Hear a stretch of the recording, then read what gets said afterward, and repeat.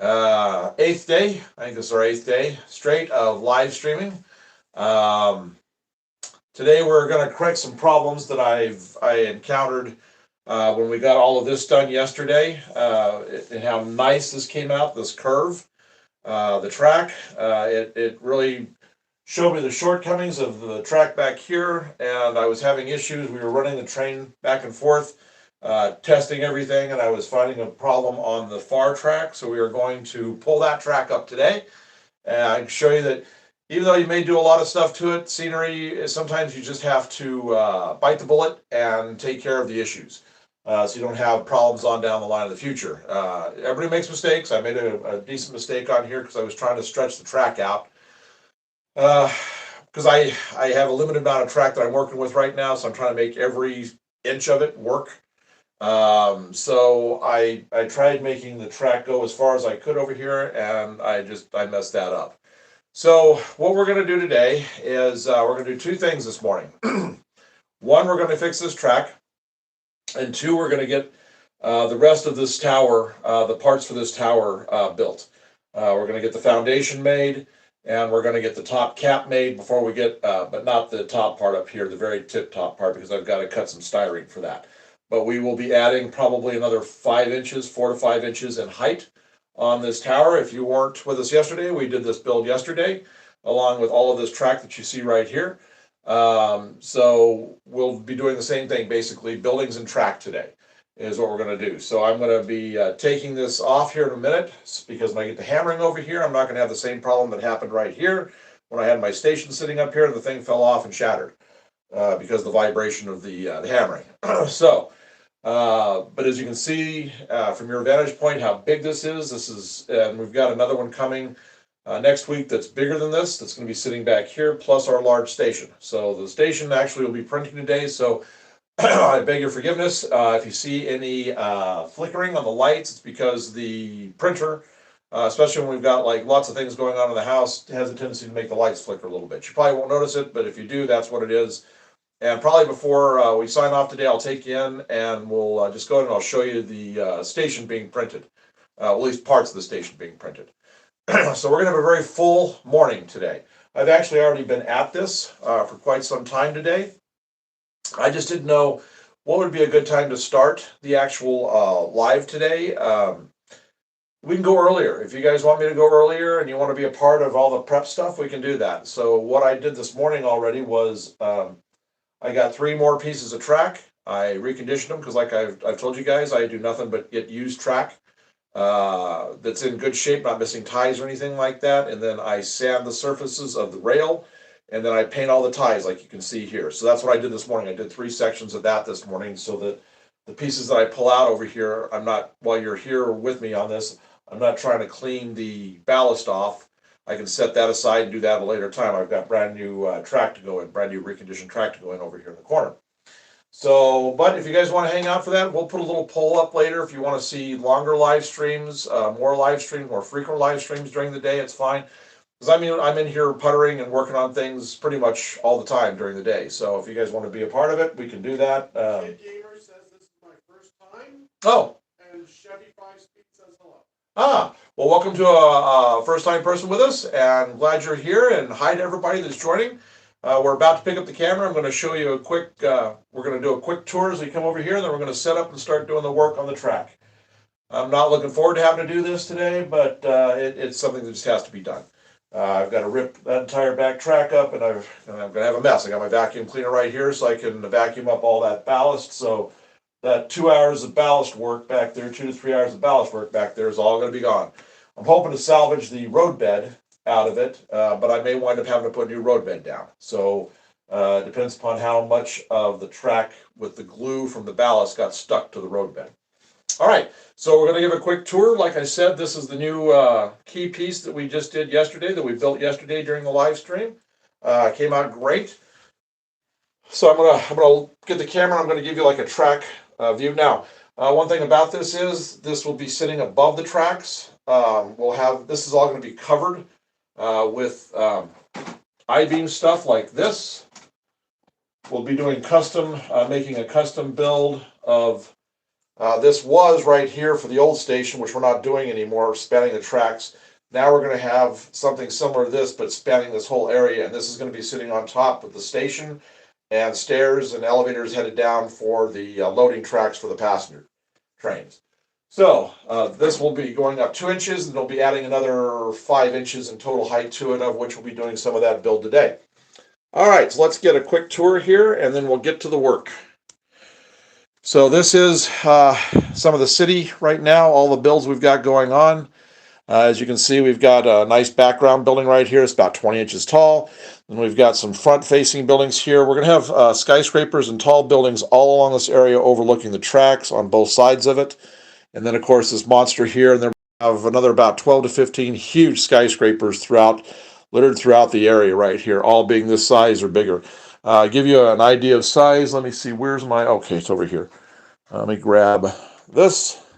This will give you an idea of the height of that building.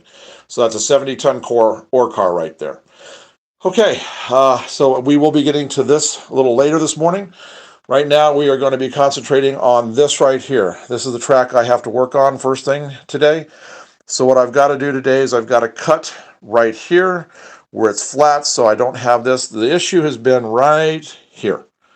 This, before I put the ballast on, the trains were tracking across this pretty good. I didn't think I was going to have an issue with having this on the curve, but this is an issue. So we are going to cut this track out. I'm going to try to carefully remove all of this out of here and get all the ballast up while trying to not lose the roadbed underneath. But if I lose the roadbed, we'll just put some more down. So this is something that everybody has to contend with from time to time, with having to do things that, you think you had it all great, and then it turns out not being. So, because when we were testing the track yesterday, the engine was derailing right here. The back truck was coming right through here, and it was just coming right off. So, we will test the engine sitting over here underneath that. I'm keeping the dust off of it, so we will be testing everything with the engine as soon as we get done. What I'm going to go ahead and do is when I get this removed, in addition to putting this piece of track in, since I know it's going to be fine, then we'll go ahead and we'll add the other piece of track on down here. So like I said earlier today, I reconditioned these 2 pieces of track right here, sanded them, got them all ready to go, and painted all the ties. All right, so let me set this up and get a good vantage point for you so you can see everything. Let me get my glasses on so I can see where that's at. Make sure we're good. Yeah, you're right on the curve. I can even come in a little closer so you can see things a little closer. You want to? Somebody wants a new train. I do too. I don't have many trains actually. Most of what I have is just in the scenery. All right. So the thing to do here is I'm going to have to pull all the nails out. So that's going to be the first step. I didn't glue the track down. All it is tacked down with nails throughout the thing. So I've got to get these pulled up, and once these are pulled up, then I'm going to try to pop this track out of here as gently as I can to try to keep the roadbed from coming up. So I am going to save this track. I'll try to anyway if I don't bust the ties, which is entirely possible. That can happen. I'm going to try to save this track, and I'll get all of this roadbed cleaned off of it. Do you see everything in the picture? Yep. Okay.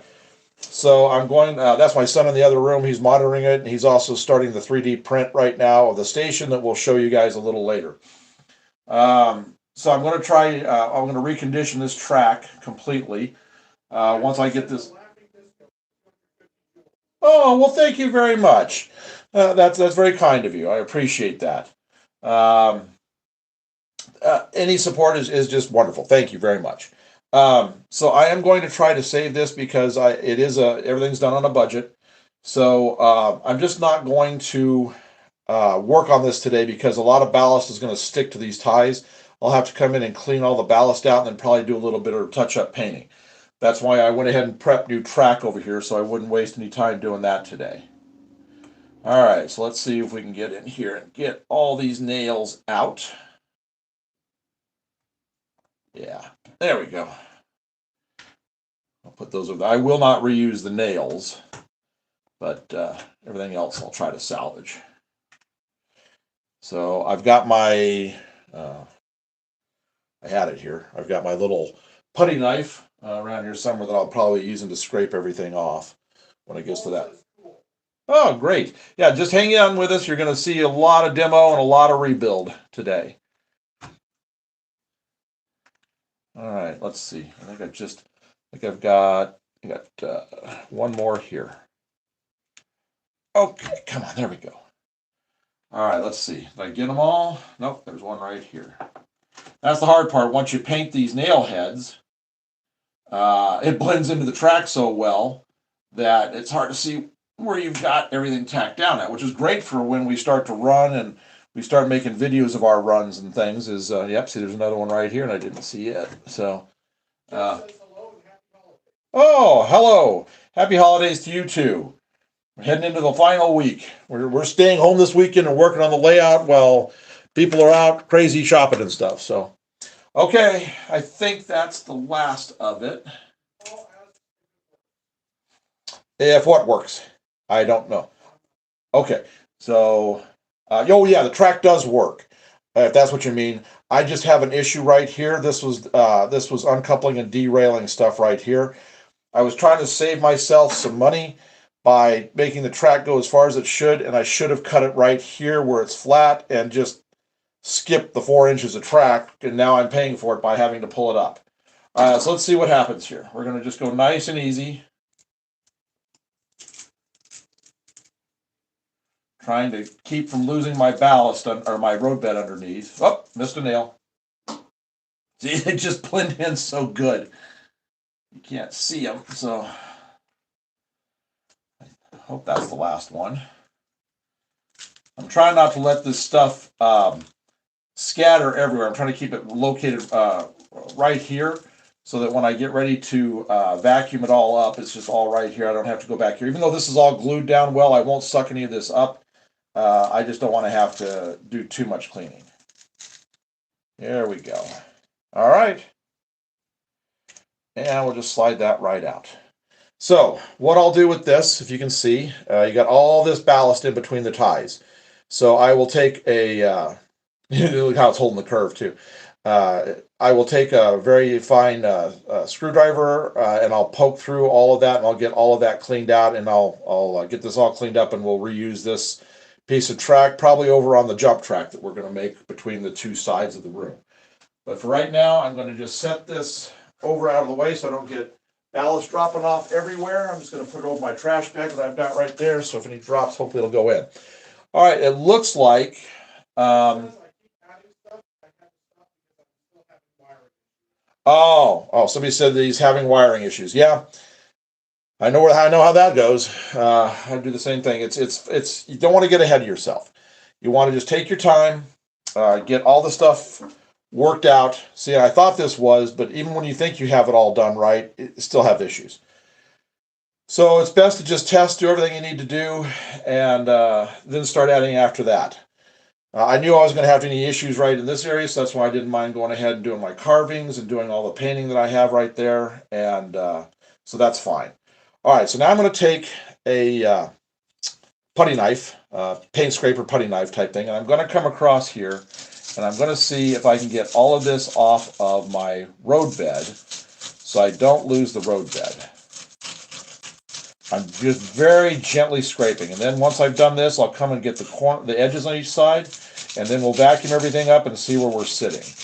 I can already tell I'm going to have to probably put a little bit of paint down, back down, but I use acrylic paint, so it's gonna dry like in 5 minutes. So while I'm waiting for the paint to dry here, we'll go ahead and work on a few other things.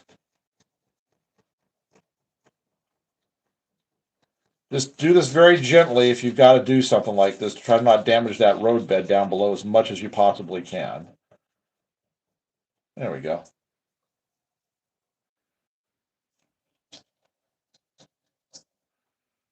Come this way with it. Sorry if my hand's in the way, but just if I get around the curve, this is going to be the easier way to do this.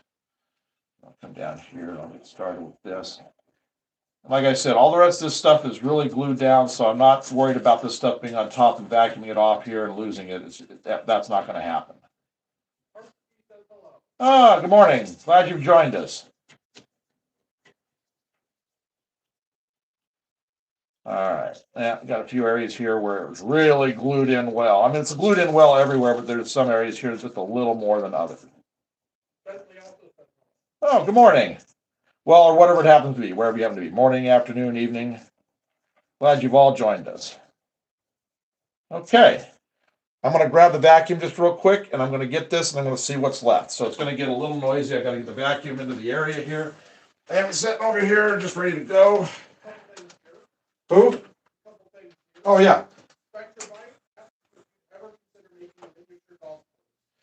Somebody asked if we'd consider making a miniature golf course. It's kind of cool.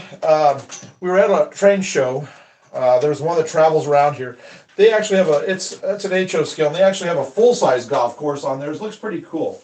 Yeah, probably, since this is a big city that we've got building right here, a really large city. Oh, you know what? Before I start getting into this, I better get rid of this big building and not have any. There's one of our tall towers right here. If you've just joined us, we did this build yesterday.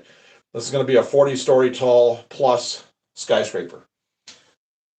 So yeah, in a city this big, we probably have to have some sort of entertainment. We're going to have some theaters, maybe miniature golf, probably maybe an amusement park of some sort, with all the rides being animated. So we'll have all that kind of stuff. Okay, this. Yeah. So he's mowing again. We have a guy in Florida. He's got a lot of acreage and he's mowing again. He said, I said, you thought I was taking the day off. I was thinking about taking the day off, but when I hit this problem yesterday, you know how it goes. You get a problem in your head, you want to get it taken care of and get it done. So I figured I'm going to get it done. So that way, going into the rest of this week and working on the station in this big tower, I don't have this hanging over me. Okay, it's going to get noisy for just a second here while I get all this.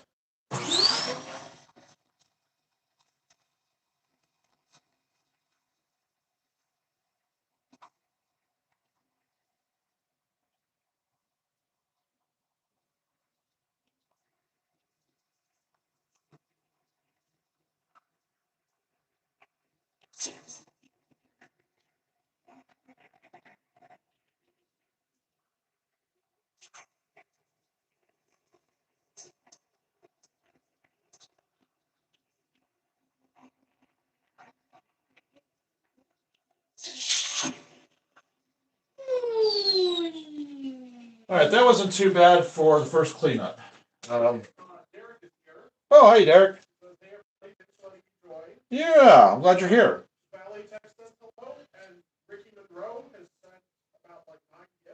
Oh, well, thank you very much, Ricky. And welcome to everybody that has just joined us. If you don't know what's going on, this is a bad piece of track. I'm having to pull it out. I'm going to cut everything back here and make everything a nice, smooth transition. So there was a few pieces here that didn't come up. So I'm just going to come back across nice and gentle right now and get what didn't come up, because you don't want any of this, because this will make your track all wonky if you have anything underneath it. When that's a great technical term there, wonky. So it'll be that way if you don't get all of this off, because more than likely the new piece of track's not going to line up where the old track was. So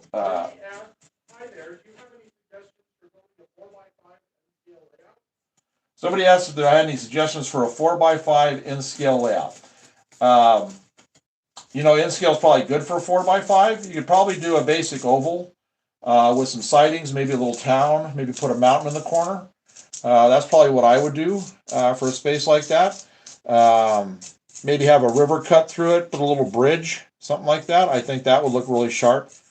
Let's see, a 4 foot by 5 foot, that'd be a space that'd be about like right. Well, 5 foot would be maybe about a square about like right here. So yeah, you could probably easily put an oval in. Maybe a single industry of some sort with a siding. And that would probably do it. All right. Do what now? Oh, the pink foam? Yeah. Use pink foam as your base. You can see the pink probably right here. And then you can carve your river into it, your mountain, everything. This is all carved foam, so you can do a lot with that. We've got some videos up on the channel that show how we did all that. So if you're needing to figure things out, just, go review some of that stuff. Should give you some good ideas. Okay, so what I've got to do here, oh, you're welcome. I'm going to try to take some of this off right here because if I don't, it's going to build up really big on the sides. So I need to see if I can get some of this. Oh, good, it is coming out without damaging the dirt landscaping in the middle. Perfect. Here we go. I was hoping it was going to do this. I didn't know it was going. If it was going to or not. If it was glued to the landscaping down below and it was going to chunk that stuff out too or not. Perfect. There it says, I think I'm going to go with the 4x8 sheet in the back of my truck so I can drive it to my other favorite spot. We can hang out and do trade. Oh, there you go. Yeah, 4x8 would fit in the back of a truck. At least it'll be there in spirit. That'll be pretty fun. All right, we're getting there. Once I've got this first part taken off, I'll figure out where I'm going to cut right here and I'll cut it and then we'll peel back a little bit more and then I'll do the paint recovery, get this all repainted. That'll only take me just a few minutes to do and it'll dry with just a few minutes because it's just acrylic. You can definitely tell you've got a good glue mixture when you're having to scrape like this. That everything you weren't ever really going to have an issue. So I've got my mix down. I've done the glue mixes before for all this stuff. I mean, I can sit here and do this and nothing's going to come up on that stuff. And that's all just Woodland Scenics material.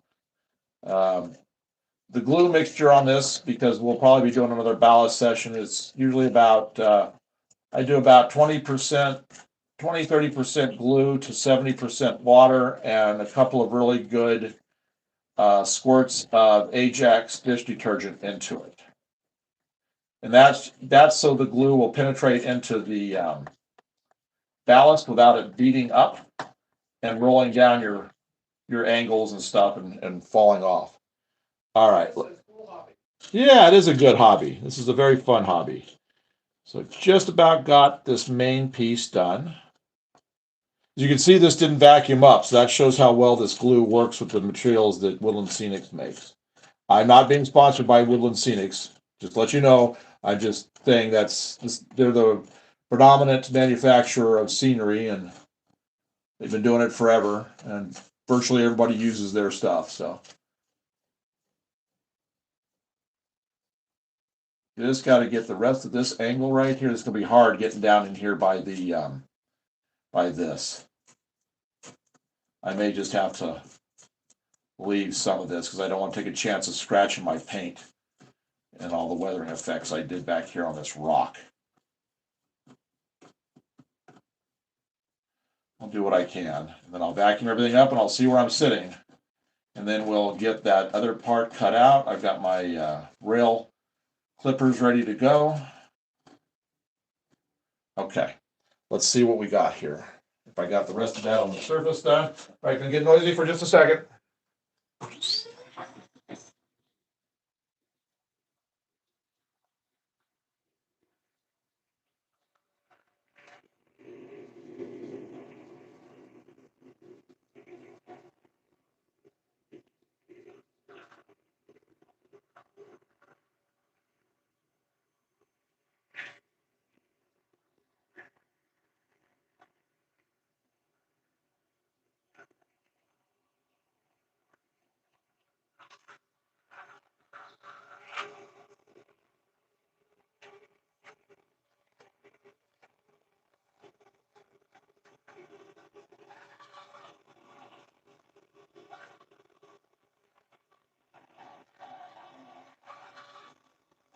All right.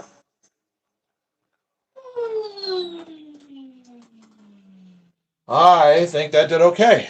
I'll leave this little bit right here. It'll act as a natural wall when I put the new road bed on. So that's fine. I just want to make sure it was pretty much all off of. I'll do one more vacuuming once we get this just to make sure. Brush off here. And then we will paint this real quick. Elephant gray. Where's my elephant gray? There's my elephant gray. Okay, got a couple comments. First, he asked, is pink foam 2-inch?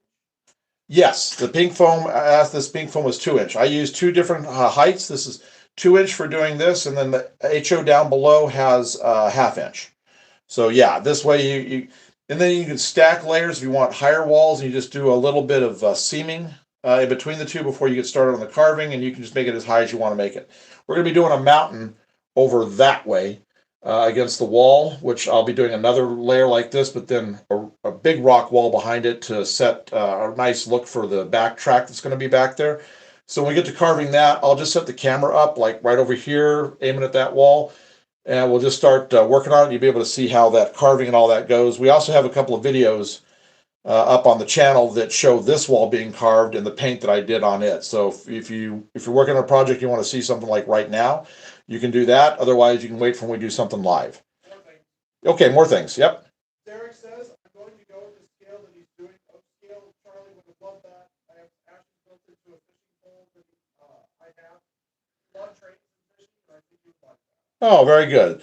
Yeah, O scale is a great gauge. If you've got the room for it, it's definitely great detail. I mean, a lot of the engines are great deal. It's expensive, but there's some really good detail, and you can do a lot with it. So I wish you luck on that, and I hope it works out really good. All right, go ahead. Alex says, hello, what are you doing? Somebody asks, hello, what are we doing? Today I'm fixing a track. Yesterday when we did all the track that way, on the other corner, I set my joints up on the, before we got into the curve.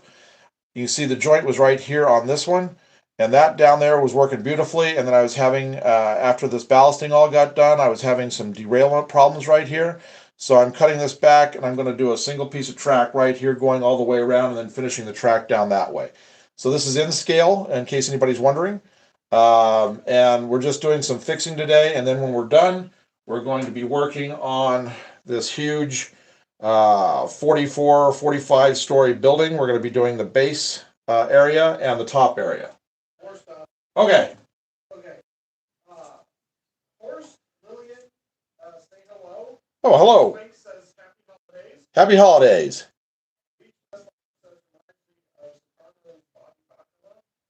I'm not sure that reference. Maybe you had a train layout. And then Derek says, thank you, I sure do miss a whole bunch. Yeah, I'm sure. Somebody, you saw the comment about missing. Yeah, I'm the same way. I wish I'd had time to have done this with my dad. My dad is the one that was in this his entire life, and that's how I have the experiences from it. And unfortunately, the bug on this to want to do this didn't hit until after he had passed. And that was about 3 years ago. But I've just been working on this, and I think about him a lot when I'm working on it. I think he would have loved doing this sort of stuff with me. So I understand completely where you're coming from on that. All right, I'm going to cut. I think this is going to be far enough back. Derek then says, I have great teachers. Oh, good. All right. Black Samurai says, that's sick. Thank you. I'm trying to get it looking good.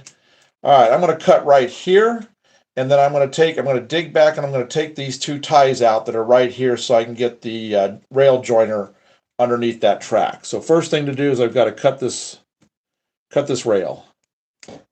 Black Samurai says, well, thank you for doing this with us, sir. Oh, well, thank you. I'm glad you're here. I'm glad you're enjoying it. Like I said, I was working this morning. I almost started the live earlier when I was prepping the track because I thought, well, maybe people might like to see how I prep my track too. But we may start doing longer live sessions or more frequent live sessions. We'll see. If the interest seems to be there, we'll just keep at it. Okay. He says, well, you're honoring Grandpa by sharing this before. Well, thank you. Yes, I am. Somebody said I'm honoring my dad with working on this. I think he would have had fun, a lot of fun with this. And like I said, so if you have somebody that you can share this with, this hobby with, I recommend you do it. Better late than never. And in my case, it was never. I did help him with some of his HO stuff back about 20 years ago, but then I got busy with family and things like that and just didn't have the time. So, you know how that goes. There was that song, what was it? Cats in the Cradle, basically that's what this was. Did I not get all the nails out? Oh, nope, there it is. Okay. So like I said, I'll recondition all this track. I'll get all of the ballast taken out. I'll use because I put too much time in cleaning it and painting it to just get rid of it. So I'll use this for maybe a little crossover between switches or something. But everything I have, I'll keep and I'll recondition. Let me put this over with that other piece I just pulled up.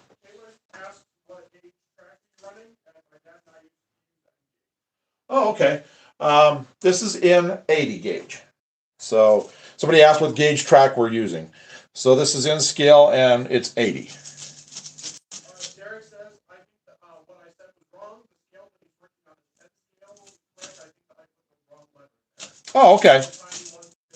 On the 4x8. Yes. Yeah. 4x8 sheet, about what that really, 4x8 sheet piece really lends itself well to in scale. You can put a lot of stuff on that. You can put a lot in on HO, I mean, you can put an entire town and some industries and lots of sidings within. HO, you can probably put a good loop in, maybe one industry. But yeah, all right, look, here we go. We're getting this.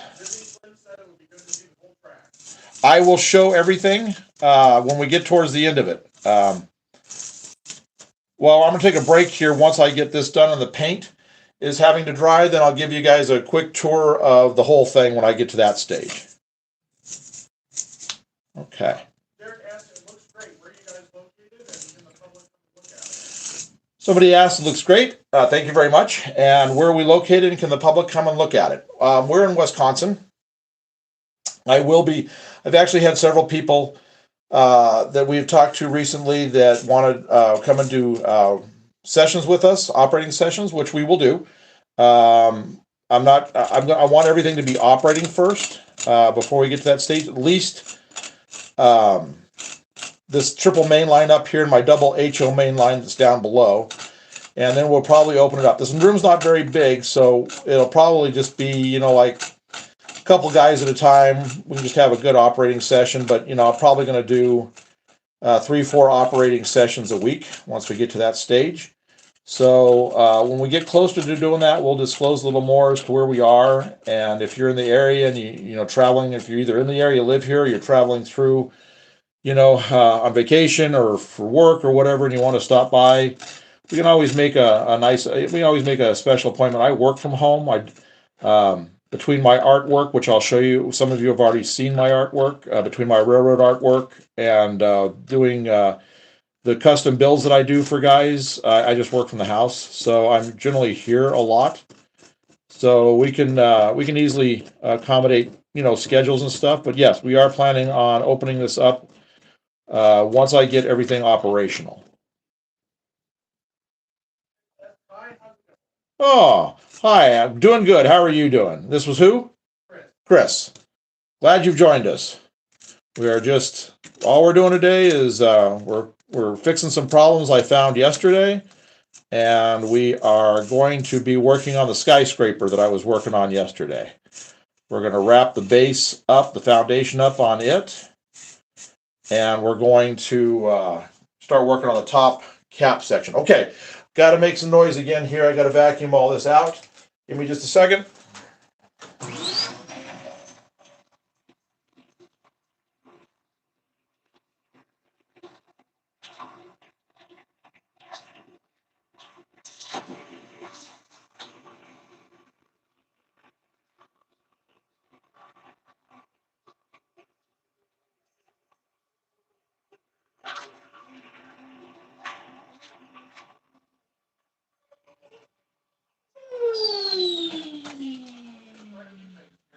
Do what? Okay, hang on. We're going to get to all your comments. He's going to start reading them off to me. Okay? First, he says, I hear it gets cold up there. Yes, it does get cold in Wisconsin. Yes. We just had yesterday, well, this past week we had some days where we were about minus 20, minus 30. Chris asks, how many locomotives?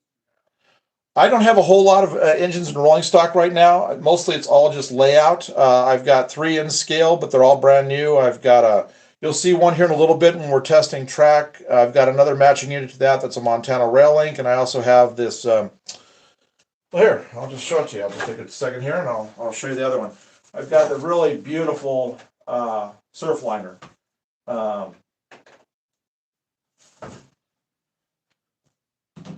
So you'll see the other one a little bit, but here's the Surfliner that I have.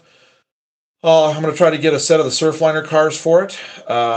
This is going to be what I'm going to run for passenger to start off with on this inside track for the station down below.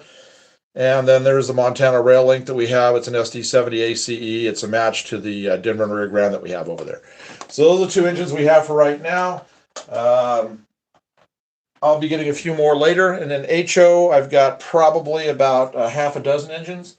I've got two F45s, older Athearn units, and a modern Atlas 840B Santa Fe, and another Athearn SD70M Union Pacific, and I know there's a couple others there somewhere. All right, so I'm going to cut these ties out right now so I can get into here to put the rail joiners on. I'm going to hope these come out and they bring everything with them from underneath the track right here, because I've got to get underneath here. More things. Okay. Derek says he's going to make this layout look like their hometown. Ah, that's always a good thing. So he said he's going to make their layout to look like their hometown. Excellent. DLM is here. Hey, DLM, how you doing?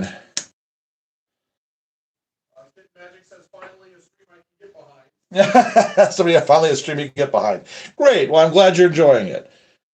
This is our 8th day of doing streaming in a row. So we're planning on just keeping it up, probably doing multiple streams a day. Like I said, I was actually working on stuff earlier today, and I almost thought about opening that up for the streaming, but I thought, well, we don't want to just, oversaturate it. But it seems like people have really been enjoying what we're doing, so we may be increasing the amount of streams that we're doing. Oh, that came out good. Okay. Derek says, wow, Wisconsin, I have family that lives in Denmark and Manitowoc. Oh, okay.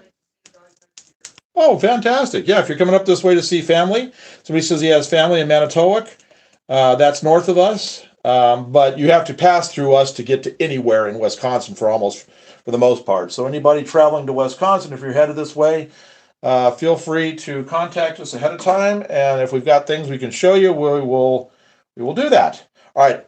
Last time I got a vacuum, I got everything underneath there. So this should be it. And then I'll start doing the paint. So hopefully last time for this noise.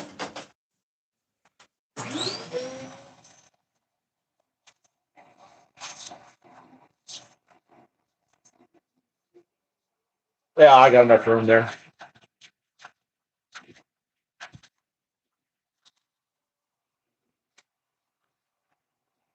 Okay.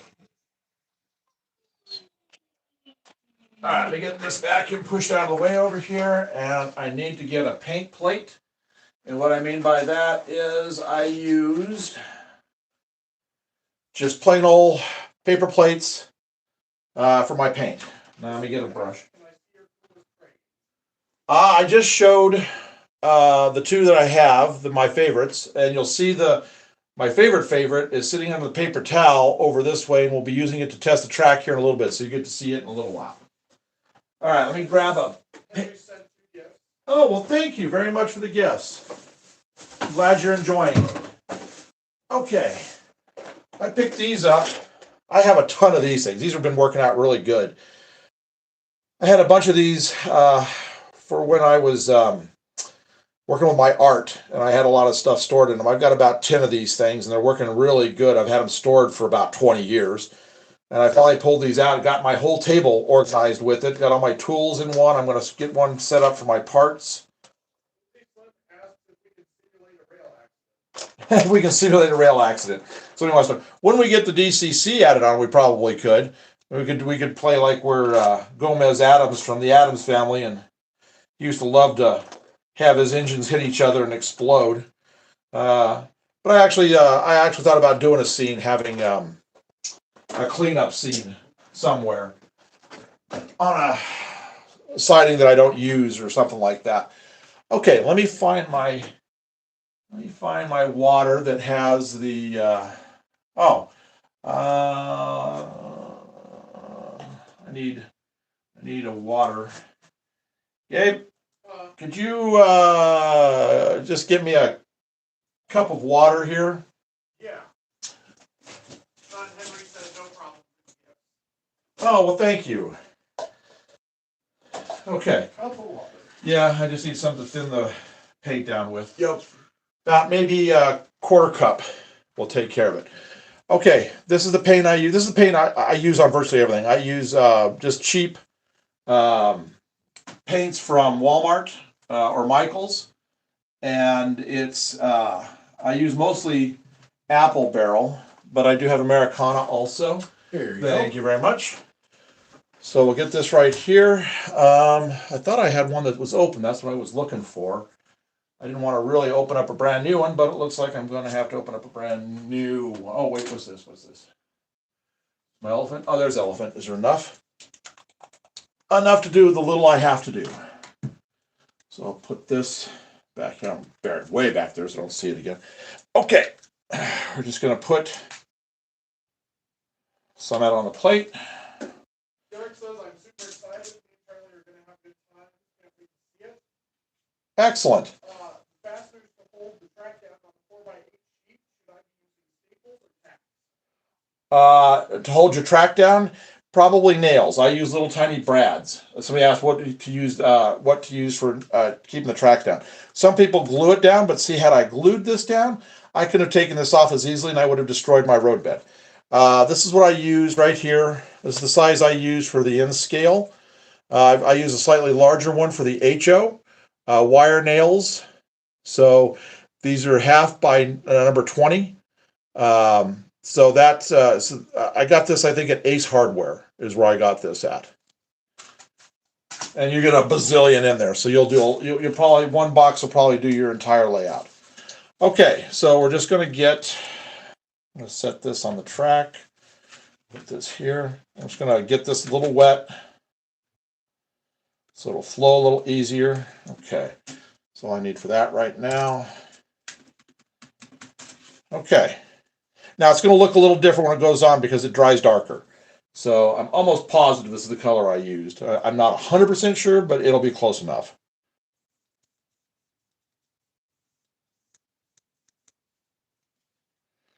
And being acrylic, like I said, this is going to dry within about 10 minutes.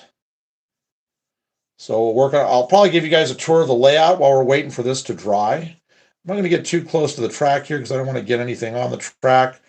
I'll just have to remember to make sure the roadbed fills this area completely. Not roadbed, but the ballast. Yeah, this is the same color. So as soon as we do this, and while we're waiting for this to dry to put track down, I'll give you guys a tour.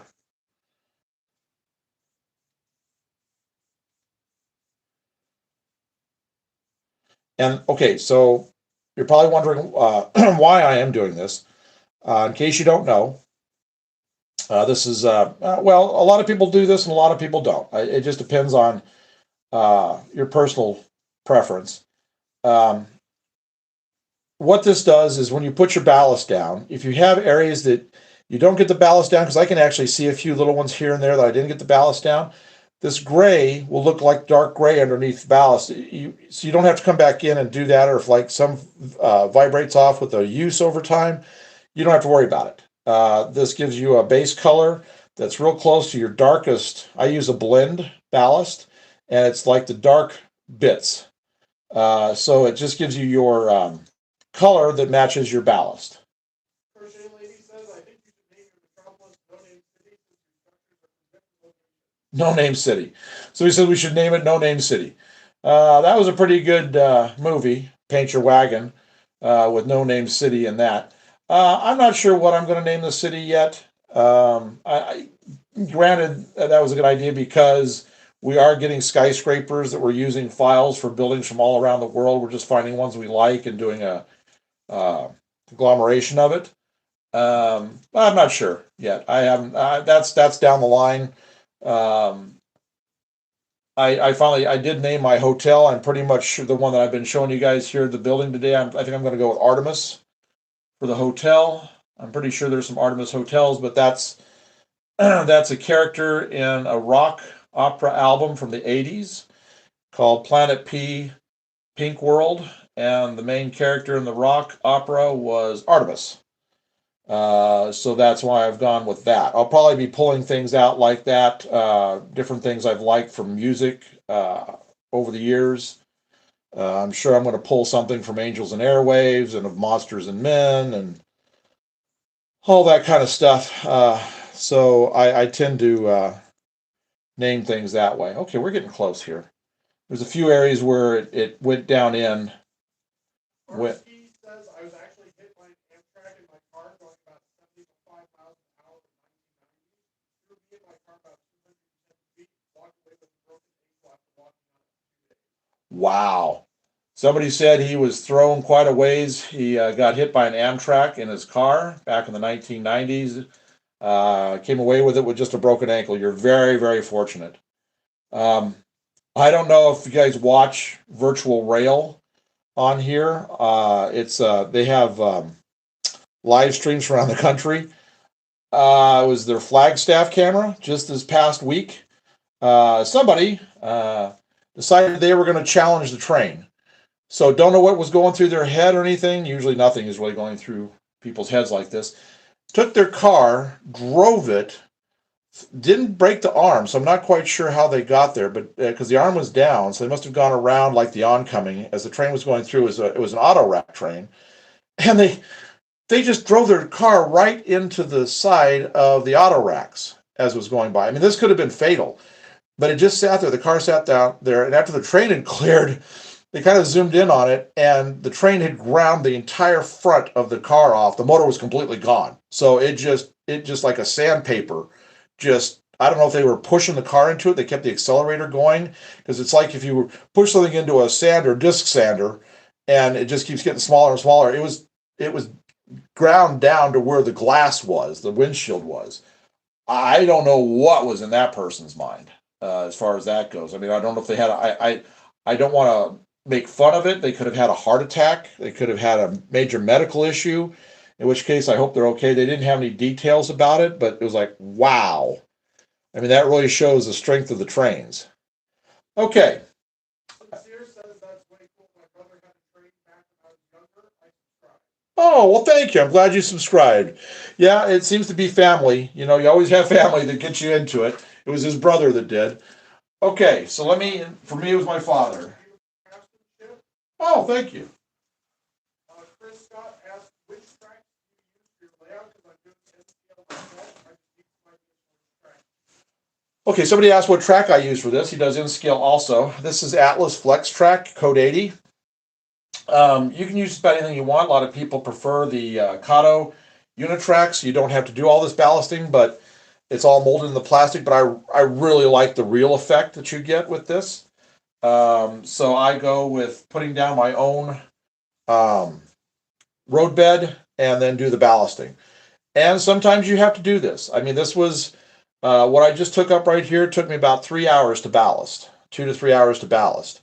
So sometimes you just have to start over again. Now, you know, if you'd had a flex track, people that are proponents for that, they would say, well, that wouldn't have happened because, you know, it's all cut and even and everything. But, you know, it's got that plastic shine to it. And I like everything to look, you know, natural. I mean, I suppose you could mask off the track and dull coat everything if you wanted to get rid of that shine. And people have actually put, let me get this out of the way over here, put ballast on that. Now, my thought on that, that's great, but then if you were going to do that, why didn't you just go ahead and use Atlas Track to begin with? And just save yourself the money. Because, like I said, I haven't paid more than 50 cents a section for my track. I buy it used, I recondition it like I did this morning. I'll show you a piece here. This is a piece of reconditioned track. I bought this for about 80 cents. I came in with 600 grit sandpaper. I got the entire track cleaned off. It looks brand new and shiny. And then I came in here and painted all the ties. To sand it, get it reconditioned, took me probably, just the sanding part to get it ready to run took me like 1 or 2 minutes. And then it took about 10 minutes to paint the track. So, and I've got the color I want versus the molded colors that come from the factory. All right. So while we're waiting for this to dry, I'm going to get the camera because I've had a few requests to show what the layout looks like. Bruce says Somebody said their dad takes up their whole 600 square foot basement. Well, that was like my dad. He took up about 1,000 square foot basement, and he had many versions of it over the years. We've moved a couple times, but he always took the basement, and he always did everything down there, just layout wise. So I helped him build a lot of it. Not to the point of the this kind of work with the scenery, but to the track and the bench work. So he, sorry about that. I'm just wrapping the cord up and it hit the power. Don't have to use the vacuum anymore today, at least for a while.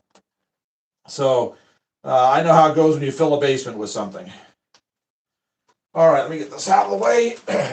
So it's not in the picture. That way I can get the camera and I can show you the layout. All right, I'm gonna go ahead and set the big building back where it's gonna go, and then I'll grab the camera and we'll show you what we got.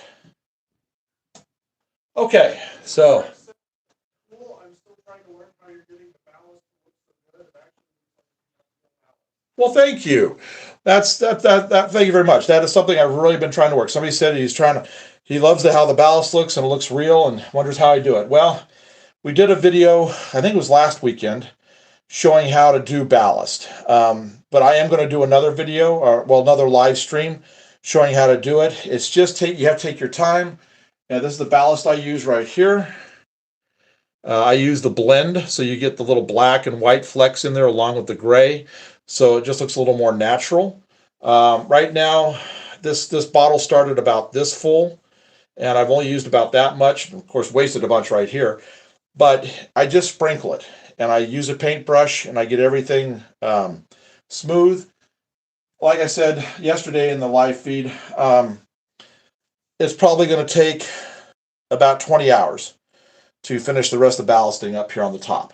And now that I have this here, I'm going to have to add like another 2 to 3 hours to that.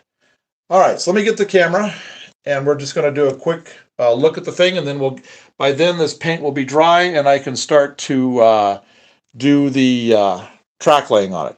All right, so over here, where all of this is all going to be industry right here. So industry is going to come right here. Yes, we're making tracks. You're right.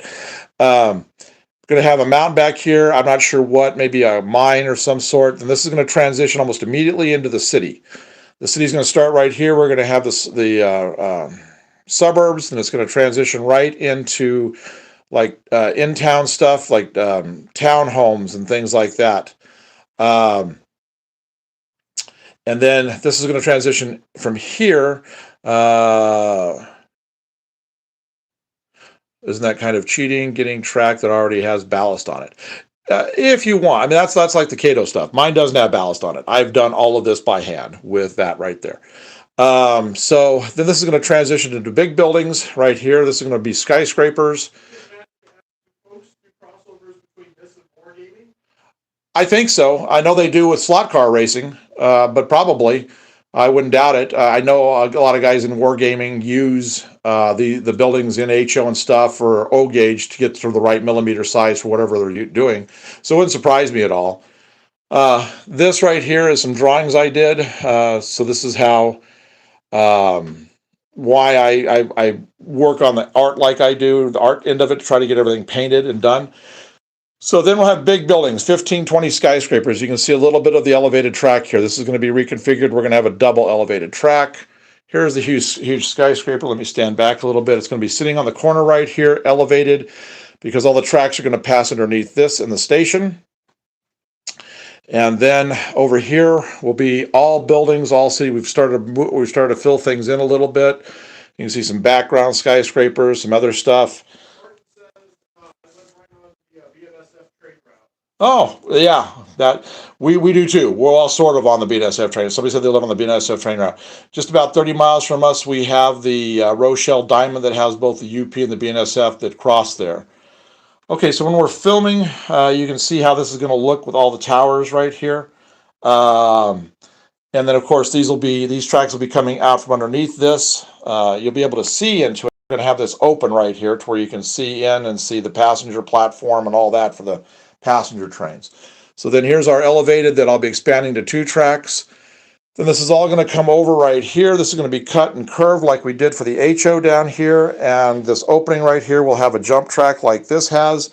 And it'll come right across over here and hook back up over here. And then there's our 3 tracks over there.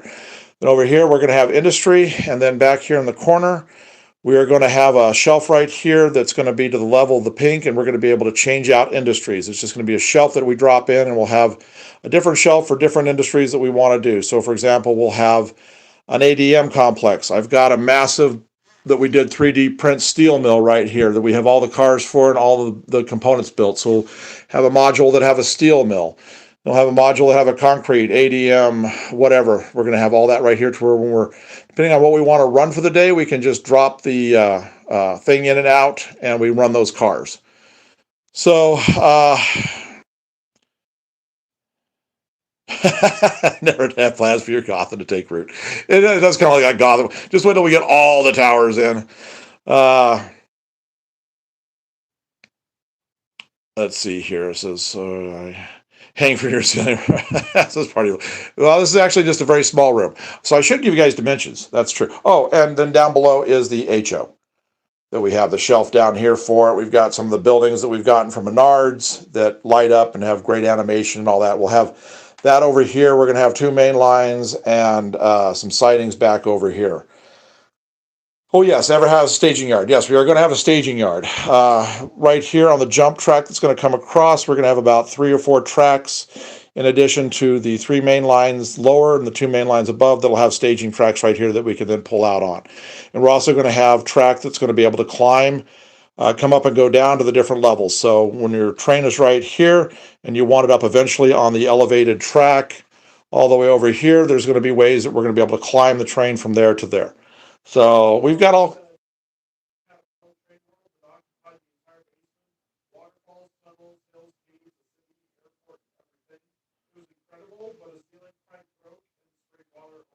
Oh, somebody had a fantastic layout, their house, but the ceiling, but a pipe in the ceiling broke and water destroyed everything. I hope you guys had really good homeowners insurance, because it's amazing how much this stuff can add up. But I'm sorry to hear that. I've actually did a thing last week, so just in case you guys were wondering, I did a cost analysis of this last week in the live feed, and we, to date right now, even counting the PLA that we had to use for this, for the 3D print for this, we're only into this entire layout, both levels, all wood, all foam, all scenery, everything, about $400. That's all we've got in this, because I buy everything when I find it. I get it on sale.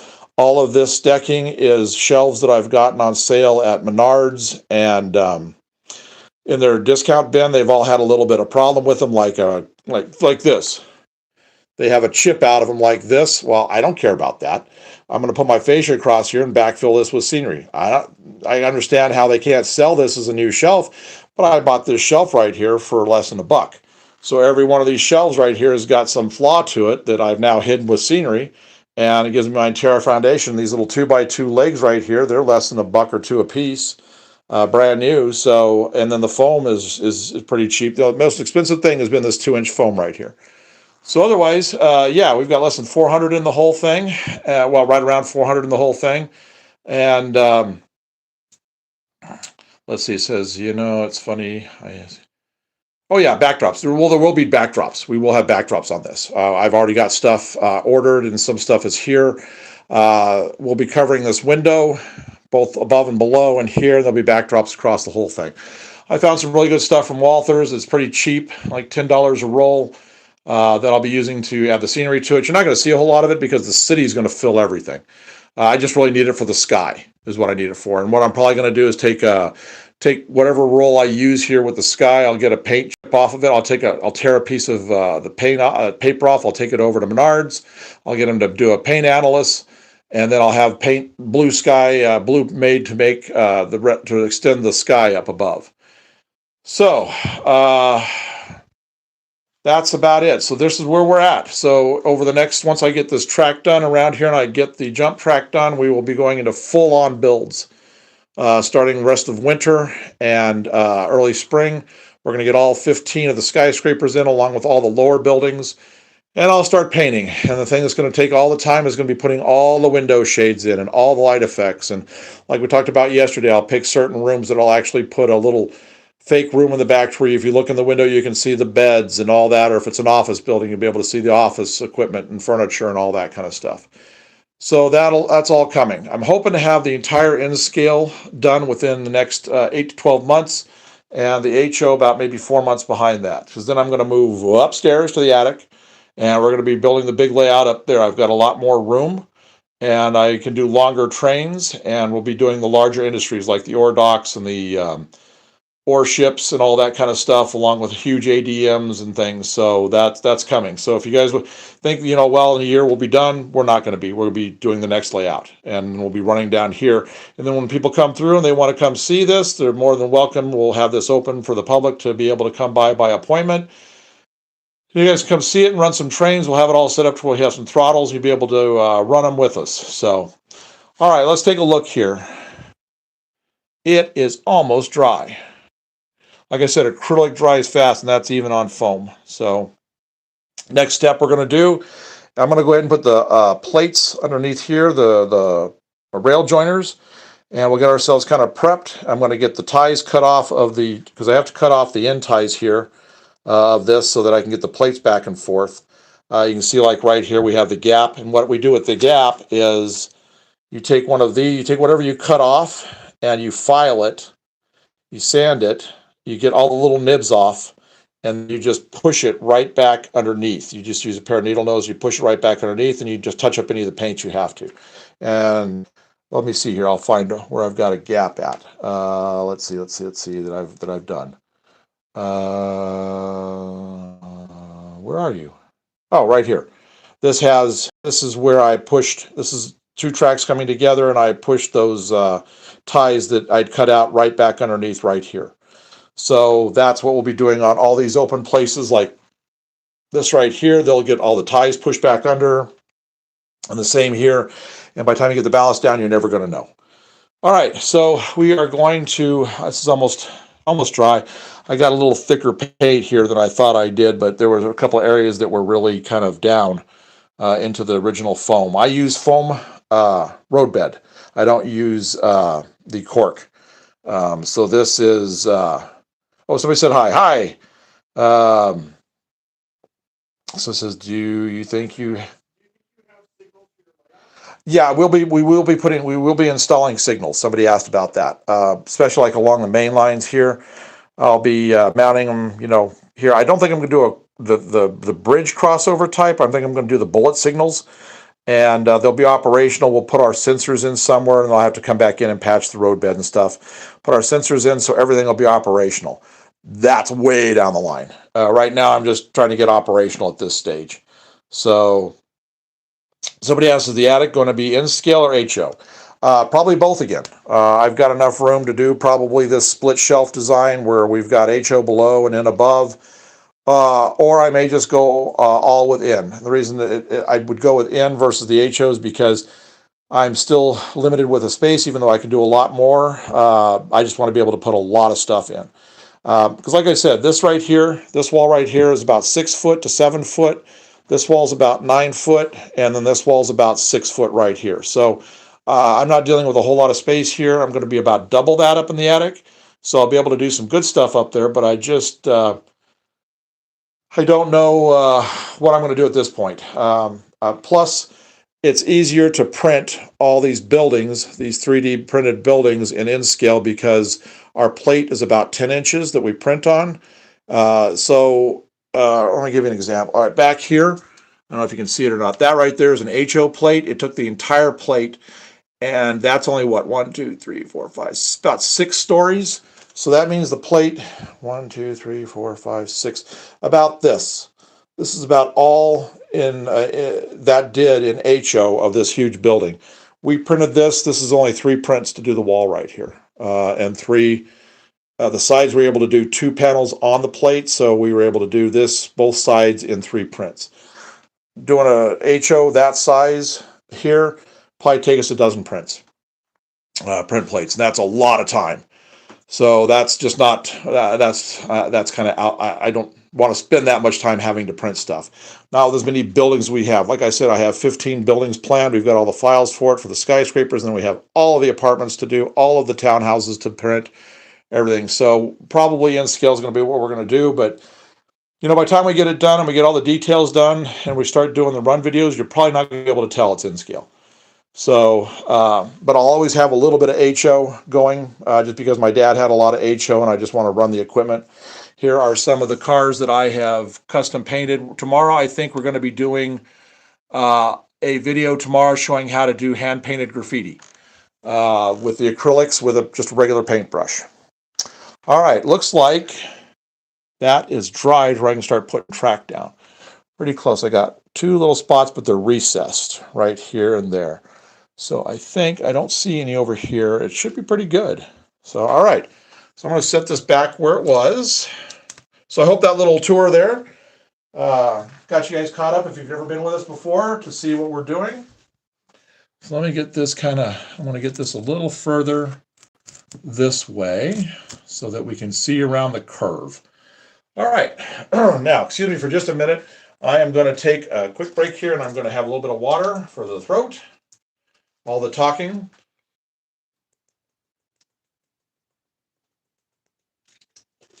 It's better. There we go. Okay. So then once this is done, I'm going to finish this whole scene. Probably next week we're going to do this. I'm going to paint the overpass that goes right here. We've got all of the support pieces right here that go along here. So once I have the roadbed back in here, I'm just going to finish this up. I just want this done so that when I start to work over there on the station, that huge hotel, that I don't have anything over here waiting for me. So I will probably, once I have this painted, I'll probably do a live showing how I'm going to do all the weathering on all the spots and then the gluing and then the dull coating and everything. So if you want to see that, we'll probably have that next week.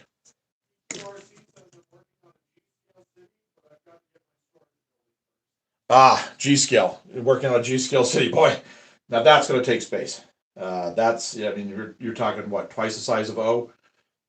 Thereabouts. So I wish you luck on that. That should be pretty impressive when you get done.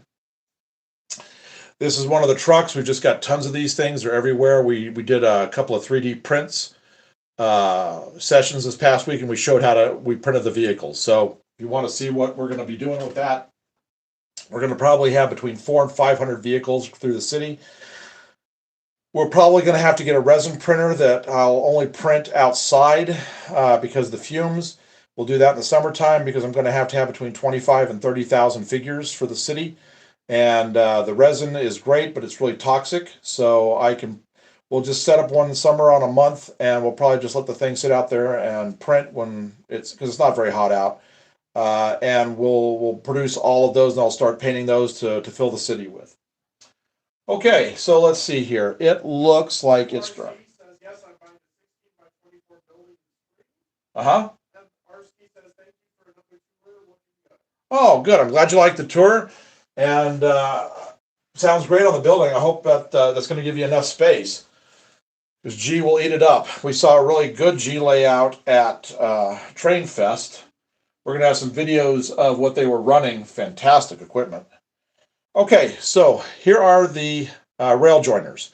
I've got to put one under each of the rails right there. So what I'm going to do is I'm just going to cut these. I'll get this done while I'm waiting for the roadbed to finish drying. So do that, and then we're going to get the little pliers, and I'm going to see if I can, after cutting it, I'm going to see how much of a problem it's going to give me where I can't really get in there with a file to take care of the burrs. Let's see if I can get this on here easy enough.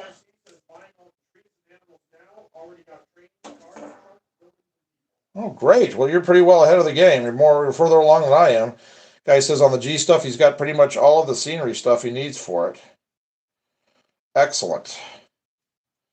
I'm going to spread this apart a little bit here at the end. Whenever you cut, this is why I knew this was going to be an issue. There's little burrs all around, And the fact that I can't get the track up is going to make this hard to get this little rail joiner on here. I'd rather do it here than on the other end of the tracks. It's just going to slide around if I don't. So I'm going to really just kind of see if I can't get it to. Yes, somebody asked if this is in scale. Yes, this is in scale. Hello, Harrison. Glad you joined us. All right, I'm going to go slow. Oh, I was really afraid I was going to stab my finger. Boy, I really got to bleeding the other day. It went and shot up over the top of the track, and this metal is really sharp, and I had a Kleenex full of blood.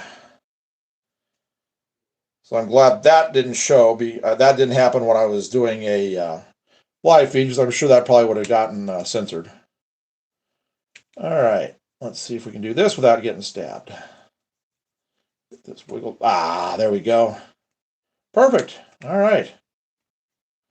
So get those little tabs pushed down just a little bit right there. They're not in the way. And then when I'll get done, I'll push them back up so I can get the ties back under later. All right, so next step is to, let's see here. I'm going to get the track all even. I'm going to probably take this tie off right here, and I'm going to take about 4 ties off the other end, because when you go around the curve, obviously the inside rail will get a lot longer than the outside. So I'm going to take these 4 ties off, and I'm going to take that single off right there. All you do is you get your little nippers here, and we're just going to cut and put this away with all the rest, because I'm going to go back under the track at some point. And then we're going to go to the other end, and we're going to take these 4 off right here.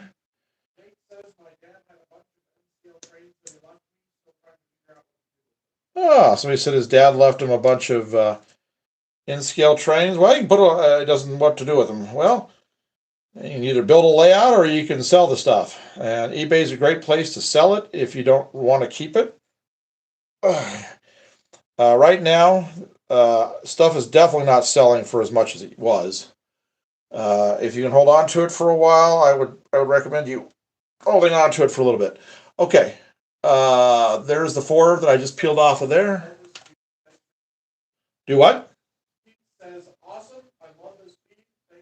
Oh, well, thank you. I'm glad you like it. Somebody said he's really enjoying the feed. Okay, so I need to get, let's see if how even these are. Oh, sure. Yeah, no problem. All right, so I got that even there at that end. So looks pretty good. So now there's a little bit at that end, but I'll trim that when I get down to the other end. Okay, so if you've been with it, if you haven't been with us when we do track laying, I'm going to show you what I use. I got a little paint, something underneath here. Get that off. I'm not sure I picked that. Oh, I picked that up over on the other board. Okay, so a lot of people, for the nails, you really need to drill it. I use a hand drill. I don't use an electric drill on this because it's really hard to control the power of the rotation of the bit, and I really like to have that to where I can do what I need to do slowly and make sure the holes go where they need to go. So we will be using this. This is from my dad. I got 2 of these from him. He used this for every bit of track he did, and all the track I've done in the past, I've used the same thing. Okay, so the first thing we have to do, now I'm going to have to get another piece of paper towel, because I'm going to get 2 of them. Better get this thing of water back, because sure as anything, I'm going to knock that over. All right, so this is going to be up here. This end of the track's going to be up here on this. So when it starts to come down, I'm going to put this around it, because it's going to be pushing against my rock wall. So if you have scenery like that, just be sure to put something around the end like this, so that you don't scratch up and mess up all the work that you've done. So when I get to that point, I will have that right here, and we will do that. So the first thing we're going to do, I'm going to put it on, I'm going to move this kind of out of the way so I got a little bit of room here to work. Oh, here's one of the, this we're going to put somewhere. I just got done building this the other day. This is a rusted up but modern bridge, single track bridge. Probably going to put it back up here in the mountain area somewhere. Okay, so let's try to get this onto this. There we go. See, it pushed that plate back. So, yeah, it's going to happen. But all you do is you just get your little pliers and yeah. Oh, that's true. Better get that off before I start doing that. Thank you for the reminder. Somebody must have seen us do that before and reminded me to take my tall building down before I start getting into this, because last time I was doing stuff like this, I had my station up over there, the one that we're not using anymore, not because it broke, but because it's just not fitting with it. And when I was hammering, everything fell off over there and it broke, and I had to re-glue the whole thing. So I'm going to take, and I don't want this falling off and breaking. So we're going to put this over here because we're going to be working on it in a little while. So I'm just going to have it out of the way for a bit. Okay, so that's pretty good. It's down in there. The plates are in place. So what I'm going to do is right here on this tie, I want to put a nail in right here. Oh, well, thank you. A gentleman said that he knows his dad would have loved to have watched this channel when he was alive. I kind of was talking about my dad earlier, and same thing. I wish I could have shared this with him. Okay, so we're just going to go nice and easy down through this tie. This is why I like using the hand. I'm picking the speed I want to go, and I'm going to get down into that. May have popped the tap hole out of the thing. It looked like it may have slipped off. I went to the side of it. So I'll back up to this tie right here. Hello, glad you've joined us. I'm going to try. See, the problem is I've got stuff on the surface of this and the little bits falling off. There we go. Okay. So now we're going to go down in. I go real quick on that so I get a nice auger out. Okay, so now we're going to use new nails, not the ones we pulled out. I have this right here, and I'm probably going to wind up knocking that off all over the floor eventually. So we're going to put this right there in that. I'm going to get this.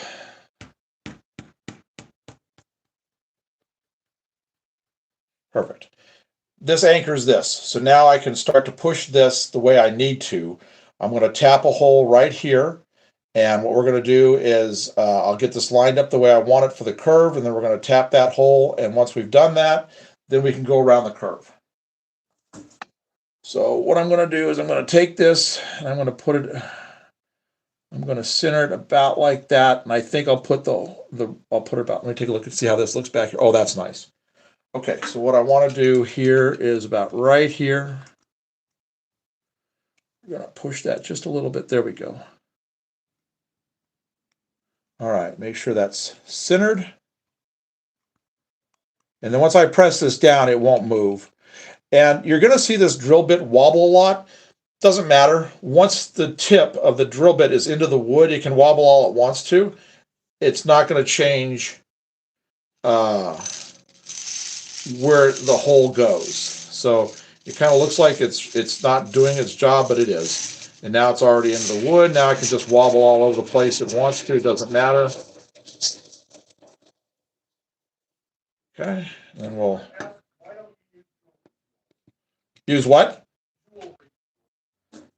Jewelry. Somebody asked why we don't use jewelry tools. I'm assuming you're talking about like screwdrivers and things. Well, I've got a whole set of like the really small stuff like this. But this I find works really good for just controlling what I need it to do. So we're going to push that right there, and then we're going to put this.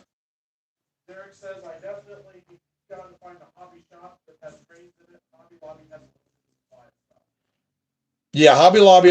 Somebody says you got to try to find a train store that has trains in it, because this Hobby Lobby doesn't have anything. Hobby Lobby, for the most part, all we've ever seen at it is Woodland Scenics. Okay, I'm going to feel that. That's nice. I am going to put the Dremel on that because of when I cut it with the nippers, since I couldn't Since this is already in place, I couldn't get that. I will just Dremel this down a little bit to get this nice and flush. Okay, so now we're going to come around the curve a little bit. I'm going to put the nails a little closer together till I get the good curve established. Yeah, Stuart says small hammers. Oh, small hammers? I could, but I've done hammering enough to where I can get the angle I need, and I use I can't find my my punch set. I know I've got one around here someplace to help get the nails tapped in, but I find a screwdriver works. He's good for that. All right, so let's. At any rate, that's all really cool.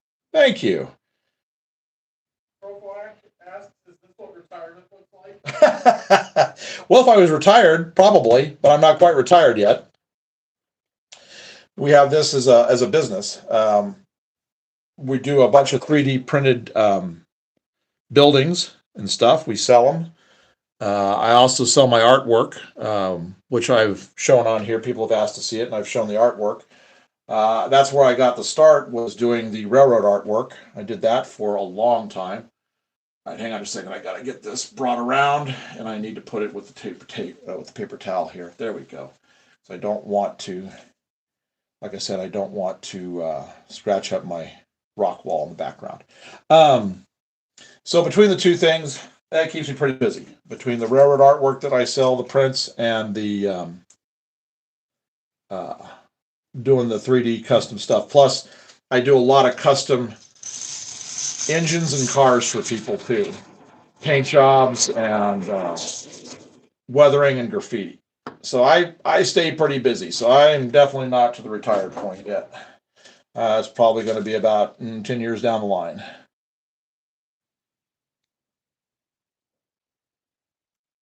Oh, this is going to be great. We're just going to come right on around the corner. We're going to put that other piece of track in that I painted and cleaned. So we're going to have back two tracks really done well here. Okay, I'm just going to bring this right on around. Just let the track just kind of create its own curve, because that way it's not fighting with itself. Once I get the nails in. Very cool. Oh, thank you. Uh-oh, I think I'm over a split in the wood. We'll see.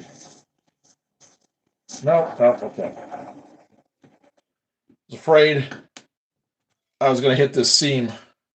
I had that problem over on the other corner. See the seam right here? This is this triangle piece that went in here. And over there, I kept hitting it. I kept having to move the nail around until I could find the wood on either side. So I was afraid I was having that issue all over again. But it. Oh, so said his uncle had a train village and he loved it. So yeah, it's a fun hobby. It really is. And pretty much almost everybody knows somebody that's been into model trains in one form or another. What's up? Tim, that says looks like you need a brad pusher instead of that hammer. Yeah, I could, but again, hammer just allows me to, and I don't drill. I make the hole smaller by a fair amount than the nail, and I don't know if I'd be able to push it in myself. Plus, I don't drill the hole as deep as the nail, so you've got to get a little force behind it.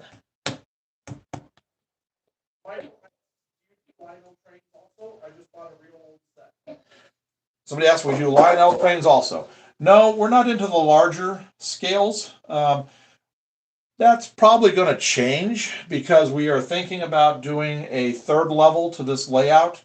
Above the end scale, up towards the ceiling, we're thinking about doing a large scale. Go with the large scale up there because then you can really see it where it's up high. So we may do that. Doggone it. I've been close a few times, but I had an issue here. I knocked a little bit with my fingernail off right there on that. I'll have to retouch that up with the acrylic paint later. I can see the piece.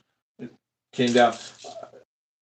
It just came when I was doing the drilling part, but that's all right. I mean, that's the first one I've done in all this track. So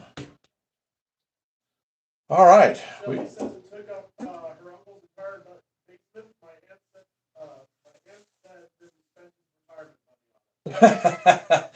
So it took up the entire basement, and that's what he spent his retirement money on. I'm assuming this was this the Lionel? No, this is she had her uncle had a train village. Oh, okay. Yeah, my dad used a lot of his retirement on all the stuff he bought for his layout. Seems to be what happens. Like I said, I have only spent on everything you've seen here on the tours we've shown you. I've spent right around $400 is all I've got in on this. Arsky asks, have you ever been a print of the FEC LGN tinder? No, we haven't. It's probably up there.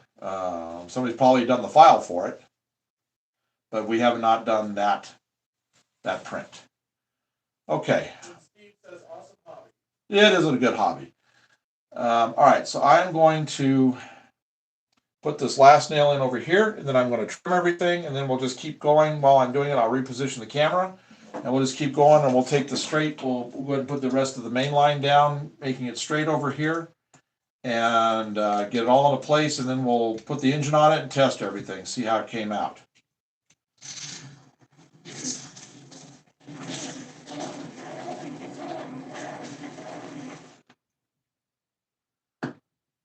I have painted up an extra piece of track. I'm not doing it today, but I am probably going to replace this inside one on the curve too and do the same thing I did right here. Just to get everything straightened and make sure I'm not going to have any issues with it around. All right. That's pretty good. I like that. That curve came out just fine. All right, that's pretty good right there. I'm going to see if I can move that track down just a little bit. Pull it just a little ways into this. Nope, that's where the clip is. That's fine. Okay, I will have to grind that. Let's go ahead and get those tapped in. Let's see, here we go. Like I said, I got to find my little tap, my little. Mr. Chuganton says, I'm new here. How exactly are you building this track? Are you hand-drilling and nailing and why? Is there an easier way to use the manual method? Okay, so somebody just asked about the track, the process we've used to do this. So today, this video will be archived, and you can watch the beginning of it and what we did to get to this point.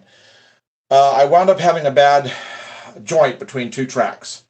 I don't even see the one here, but anyway, it was like right here. And when I didn't have the ballast on it, when I hadn't ballasted it, everything was working fine. As soon as the ballast got on, something got a little wonky on it, and it was derailing the engine.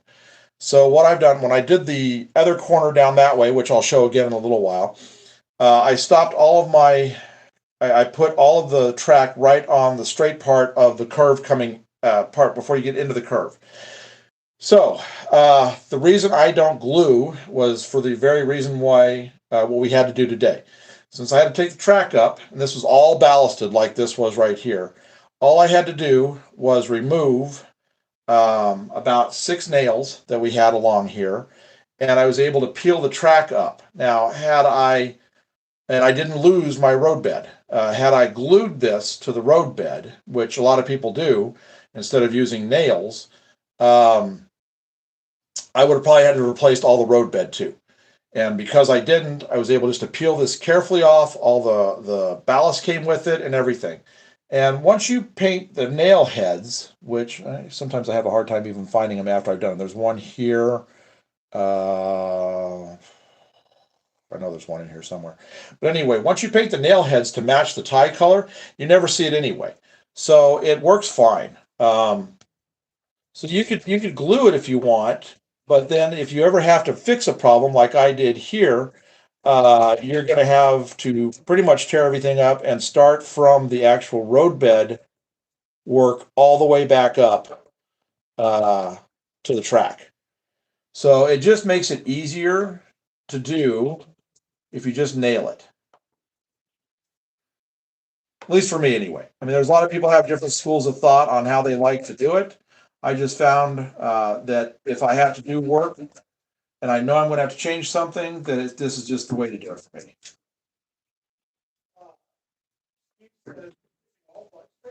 Yes, all flex track. Somebody asked if we're using all flex track. Yes, we are. And I have a reason why I like flex track, and it's different for everybody to the type of track they choose. So I'm not talking down about any product or about what anybody likes. The thing I like about flex track is you can make it fit any space you want to make it fit. You don't have to go by preset curves, sizes, angles, anything. You can make it just like right here. I have fit this to the space. All of these curves are a custom curve radius, and I was able to do that. The biggest thing I find about like SnapTrack is the amount of joints you have. You know, every 8 inches you have tracks that come together. Okay, so let's say you have a 30-car train and it's all metal wheels. That's going to be noisy because every time those wheels go over a joint like this, it's click, click, click, click, click, click, click, click. And I like a quieter running atmosphere. That's just me. Some people love the sound of those clicks. It reminds them of like being out on the main line and seeing them like go over crossings and stuff. So that's great. It's just not for me. I like it quiet, and so for ease of use of being able to put the tracks wherever I want to put them, I don't have to worry about designing my uh, layout track plan to the already pre-specified degrees of curves or how the turnouts work or anything like that. I can do all of this the way I want it. So that's the why I go with Flex Track versus the Snap. I do have SnapTrack for a variety of things, but it's mostly for just temporary things that I do. As far as the permanent layout goes, it will all be FlexTrack. Well, thank you. Thank you very much. Somebody liked what we've done so far, the finish work on it. Okay, so go ahead. It says, so if I went to a specific building and I took pictures, you could 3D print it. We have an ordinance plan that's still here from World War II, and those buildings next to the train. Somebody said if they supplied pictures of a building, we could print it. Well, not really. What we do is we modify prints that are online that we have found that are free for the public. We get our prints off of Thingiverse. Like for example, the big building that we did here. We've actually tripled the height of what the original file was by adding extra middle pieces, and we've changed the top. This is the top of the building right here. Turns out this print, it didn't go all the way through for Windows. So what my son did was he laid this flat. He laid the file flat, the image on the, and he took all of these pieces off, and we have these as separate pieces. So I'm going to come in with sheet styrene, and I'm going to take the dimensions of this, and I'm going to make this out of styrene, and then we're going to trace all of these onto the styrene, and that way I can cut all the window holes. So we can do modifications to things, but we start with a file somebody has created, and then he goes to town on it and starts working on stuff. So we don't have the ability of actually just taking a photo and just doing something from scratch. Not at this point anyway. We probably will get the software in the future to do that as we start doing more customized stuff, especially when we get to building the new layout up in the attic. New layout, like this is an old layout. This is only 4 months old. But when we get doing the second layout up in the attic, then we will probably get the software we need to where we can start to do the big design work that we need. The software that we have right now works great for just modifying pre-existing files. So we just find files that we like, and that's how we do it. All right, so I'm going to come down here, and I don't understand the code in FlexTrack, like code 80 or I think 56. the code of the track refers to, ow, I knew that was going to stab me right in the finger. I was going to pop and do it. Is the height of the rail. I don't remember exactly what the percentage means, but the smaller the number, the smaller the height of the rail. A lot of guys will go with the smaller rail. The thing I find is I don't mind the 80. Okay, yes, this looks like it's almost 6 to 12 inches taller than real rail is, but it makes ease of operation. It's easier to get cars and engines on and off of it. Plus, they just seem to track a little better, especially with how on a lot of the modern engines and cars and stuff that the flanges keep getting smaller and smaller. So to compensate for that, I go with the larger code for my rail. So that it makes it easier for me to get the trains on the tracks and get moving with it. So, but the smaller the number, the closer to the look of the real rail. And okay, that's fine. But I don't mind. Like I said, I don't mind how tall this is versus the height of the engine sitting on it. If it makes it easier for me to enjoy it and have fun with it. That's not to say I might not use the code 55 or the smaller codes in different situations, but more than likely I will be using the larger code. Just like down below, I use code 100 on the HO. So it just depends on your preference as to what you want the final look to look like. So that's the difference between the codes. Smaller the number, closer to the real it is. All right. I am going to, Edward asked, yeah. the 650th scale model, getting the correct paint colors costs more than the model. You run into the same issue? Somebody said that he has a model he's working on, and he's having a hard time with the paint colors, right, to get them to match. No, getting the correct paint colors actually costs more than the model itself. Oh, to getting the actual paint colors costs more than the model itself. Um, I don't have that issue, and that's just me though. But that's because I have an art background.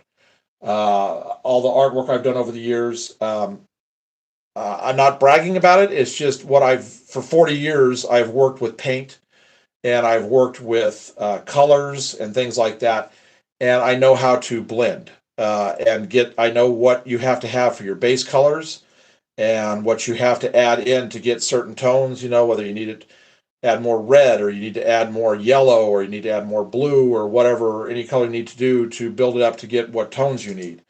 Um, I can match. I can almost match perfectly just about any car I'm working on. If I just take a little bit of time and I make I get a plate like I was showing earlier for the paint for this, and I just sit and I start mixing and playing with colors. I'll start working with the tonal values and seeing how that works. So I can match just about anything if I take my time with it. But that's because I do have an art background. And I've learned from a very young age on how to make the colors work and how certain colors work for certain things, and when to use white and black to do your darks and lights versus say using a darker purple because you want a little more of a warm color versus a black color. So it just comes from experience and playing with colors. You can go pick up a whole bunch of these paints for 50 cents a bottle and get yourself a cheap pack of paper plates to practice on and just start playing around with the colors. Like if it's a warm gray, but you can't find quite the warm you want. So take the gray and add a little bit of red to it to start bringing up the value of the warmth. So those are things you can do, and I would just recommend practicing. Get cheap paint so you don't have to worry about it. Burning up through a bunch of it. I mean, 50 cents a bottle, that's not that big a deal. If you can pick up like 10 bottles of different colors for about $5 and you can start to find. Then when you find your mix, what I always do is I always write my mix ratios down. So I'll put a puddle of paint down and then I'll put a half a size of puddle over here. Then if I mix the two together, I know I have to go a 2-to-1 ratio. So I make sure I write all of that down so that later when I come back to it, if I want to do it again, I'm not like, well, now how did I do that? So just be sure to keep track of what you do and just practice with it. A good example of that is all of this rock right here. This is all of this rock, light to dark rock right here. It's all the same color paint. This is all granite gray, and I used some browns to warm the shadow areas, and then I used lighter grays and whites to give me my reflective areas. So you just have to play around with it. So if you're trying to match an exact color, what I would do is I would just, and then you just hold it up. The thing that's great about it, usually if it's a molded piece, the color may be molded all the way through. And if that's the color you want, you can practice on the backside to match your color. So there's ways of doing it. Or find a place that's not going to be seen that much and practice right there on it. So that's what I would recommend. You just have to play around with it, and you can get there. If you need to, there's charts all over the web about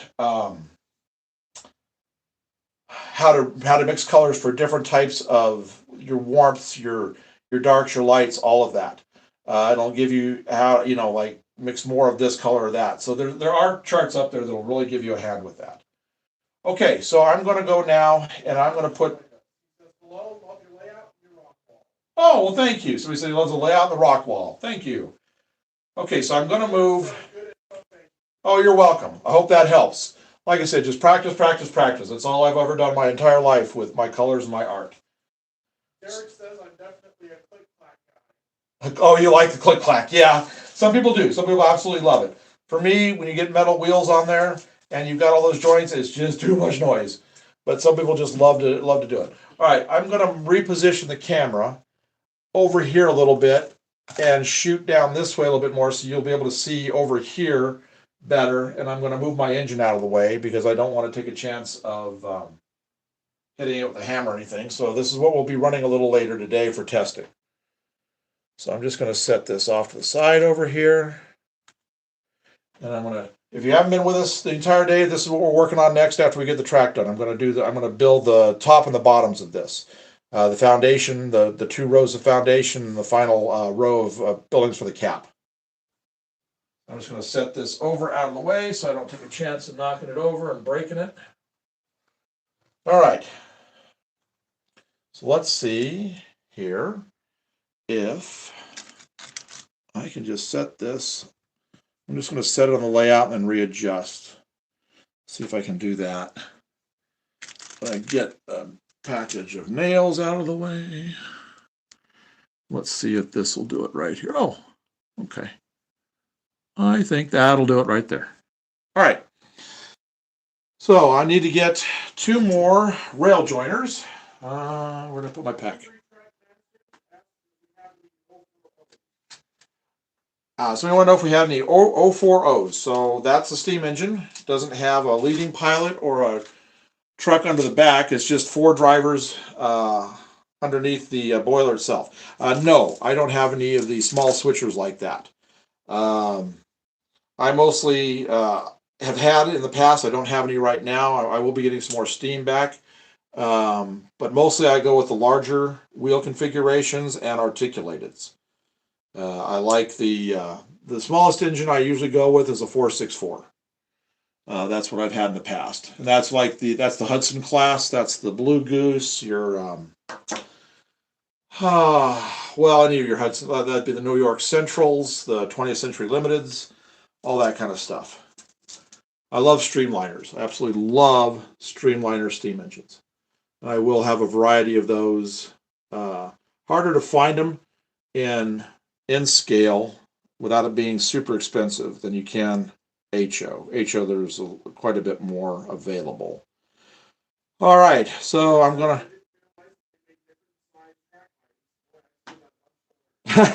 yeah, that's the difference between the codes. Somebody said you didn't realize there was that much difference in the track heights. So yeah, there's all kinds of guides about the track heights and recommendations for where to use them. Main lines you can usually get by with using a little bit bigger of a code. All right, we're going to do the same thing we did before. I'm going to see if I can wiggle this on here and not stab myself.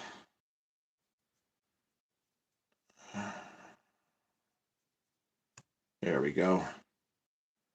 Good. That one's in. One more, and then we can put this final piece of track down right here, and then we'll do some testing.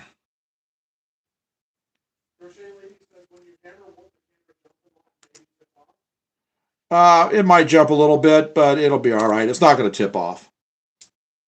And this is really because I've got so much stuff everywhere up here. It's gonna shake anywhere I put the camera, just because everything is just all connected here. Boy, this is gonna give me a problem. I had a feeling this one felt a little harder to cut back here, so we're gonna see if we can just work this in. Hard part is I'm digging my knuckle into this, and that's hurting too. So I'm going to get a new one. And I don't have a whole lot of those to burn, but that one's just not working out too well. The camera will shake for a total of probably about 7 nails. Okay, see if I can get this one to work a little better.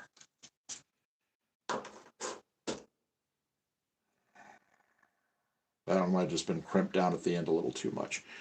Or this track right here has got a really bad burr underneath. Come on. We're doing track. I'm putting rail joiners on so I get my last piece of track on for the day, and then we're going to work on the Skyscraper. Okay, so this piece has got track definitely longer. One track's definitely longer. You get that when you buy used track.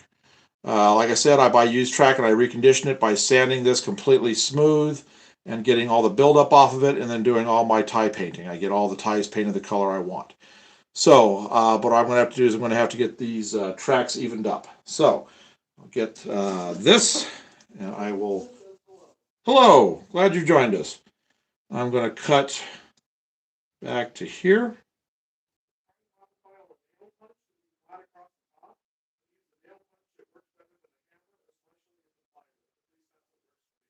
Yeah, well, I've got a whole set of punches.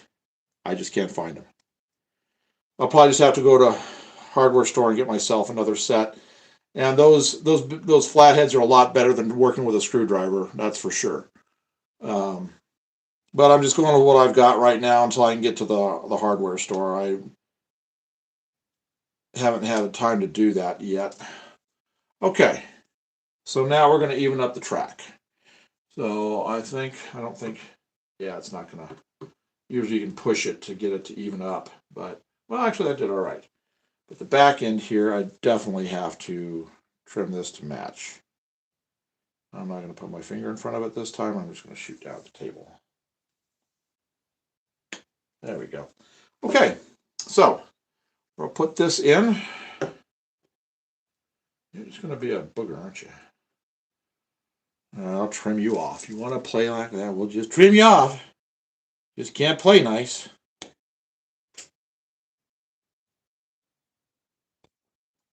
There. Ha!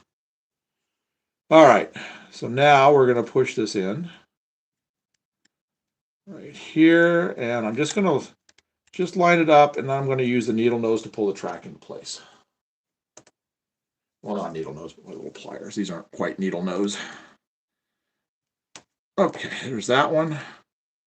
Come on. I knew that plate was going to move. I could just tell. All right, so now we're going to have to push that plate back down. Come on. Yep, shot it past it. There we go. All right, let me feel how that. Oh, that's nice. Just a little bit right there. So again, I'm just going to, as soon as I'm done with everything, I'm going to Dremel both of these joints a little bit. All right, so that looks, I'm going to kind of just eye it. That looks pretty good. I'm going to put an extra nail here, and then I'll put one right there. Some track repairs, and then we are going to work, yes, we are doing track repairs, and then we're going to work on the in-scale skyscraper that we started yesterday. I'm going to build the foundation walls today. That'll be coming up here probably in about, probably about 20, 30 minutes after I get done doing this and getting the test run done with the engine across here. Get everything dremeled smooth and do the test run, make sure we got everything going good. Derek says I have to go now. Merry Christmas. Oh, well, glad you joined us, Derek. Merry Christmas to you too.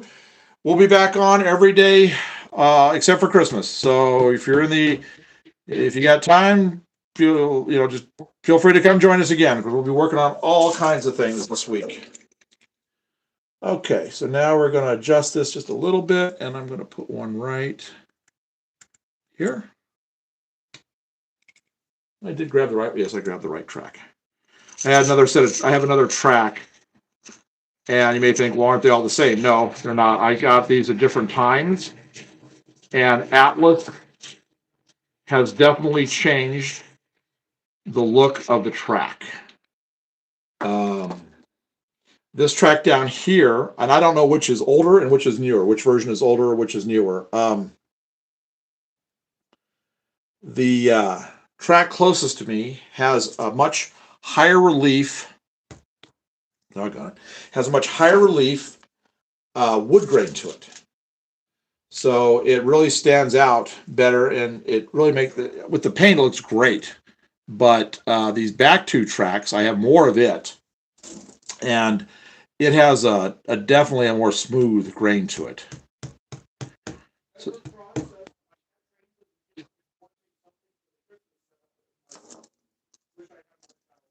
oh, guy says he had trains as a kid, and he's going to do a Christmas setup one.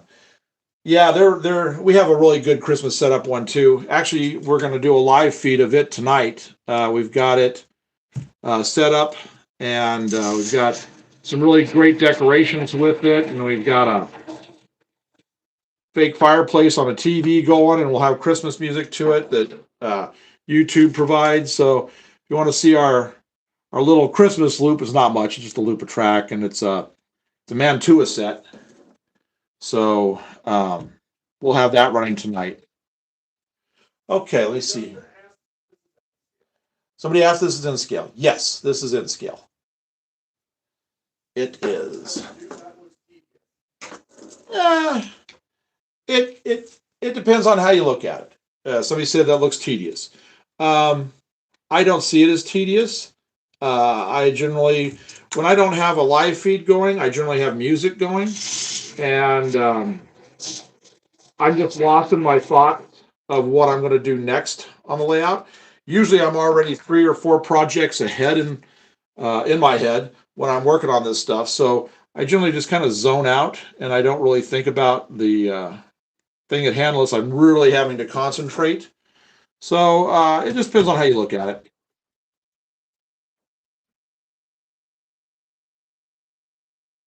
I'm going to have to tap that one that way just a little ways. I got a little too far this way with it. That's all right. That's what the little screwdrivers. Wow. So he said he has 167 engines altogether. That's pretty impressive. My dad had quite a collection. He had, at the end there, he had, what was it? He had 700 hoppers by itself, just ACF hoppers. Then he had 3 full 100-car coal trains, a bunch of custom-made stuff. He had miscellaneous cars that came to, went in at an angle. I've got it. Oh, that's actually okay because it's got to pull back this way a little bit anyway. Bunch of miscellaneous cars for another couple hundred. And as far as engines go, at the peak, it was probably about 80 to 90, something like that. Okay, I have the track's going this way too much, so all I'm going to do right here is I'm just going to adjust this. Hang on just a second, we get this back here. And that's all you got to do to straighten something out when you're using nails, is you just do a little tap before you finish driving that nail in.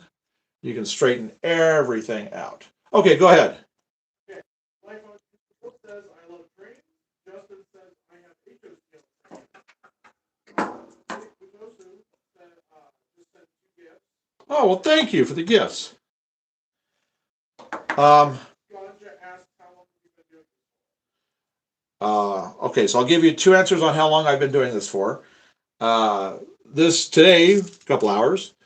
This layout right here in particular, about 4 months. Model railroading in general, about 40 years. So that gives you the time on that. I like HO2. And we've got an HO. I don't know if you can see it. There's track over here. The lower level is HO. We're just working on the in right now, and we will be once I get the triple main lines up here, the loop done. We will be moving down and finishing up the second main line on the HO. Oh, there we go. That's got it. We'll do a little tapping right here. Tap, tap, tap, tap. Tap, tap, tap, tap, tap, tap. There we go.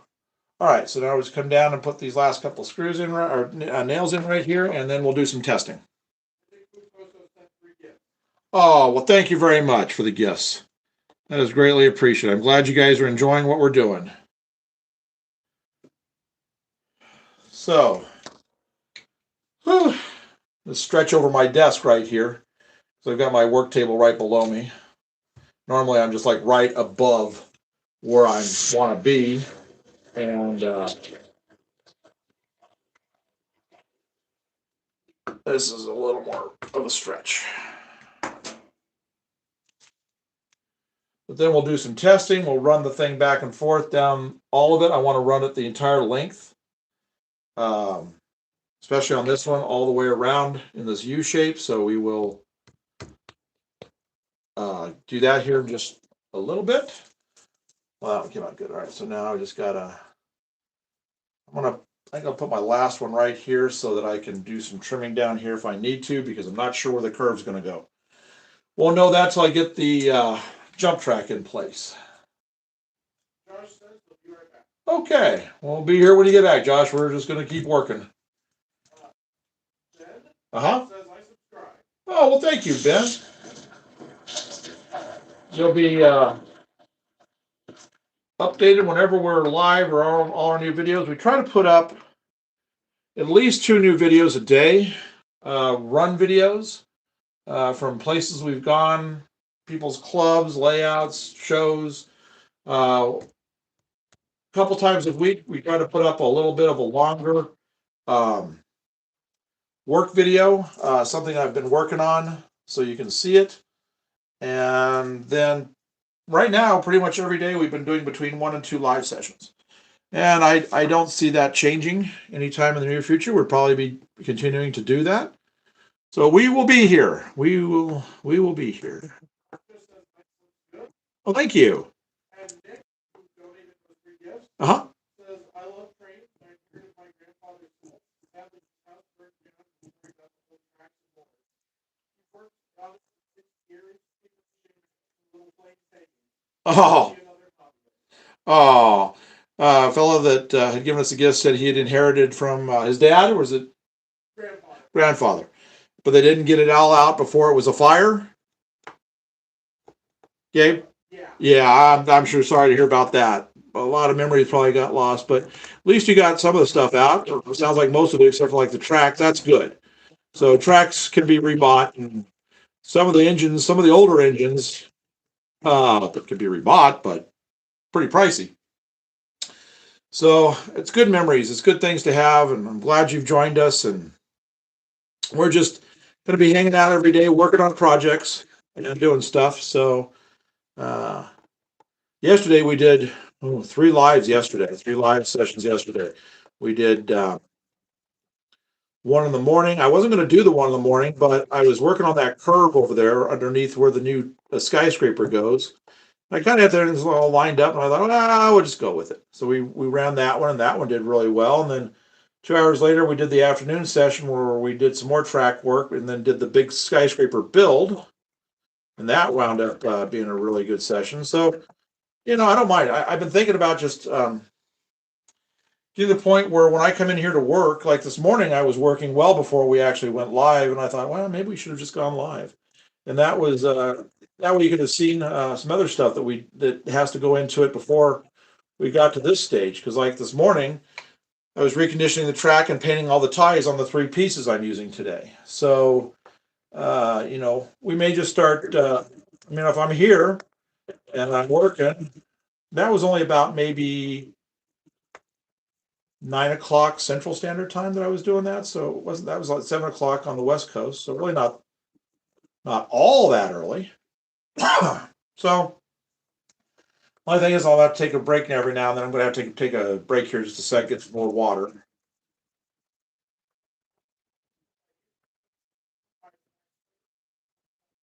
Yeah, the guy says he uses his yardstick to keep his tracks straight. Um, my dad did too. All I do is I just eye it, um,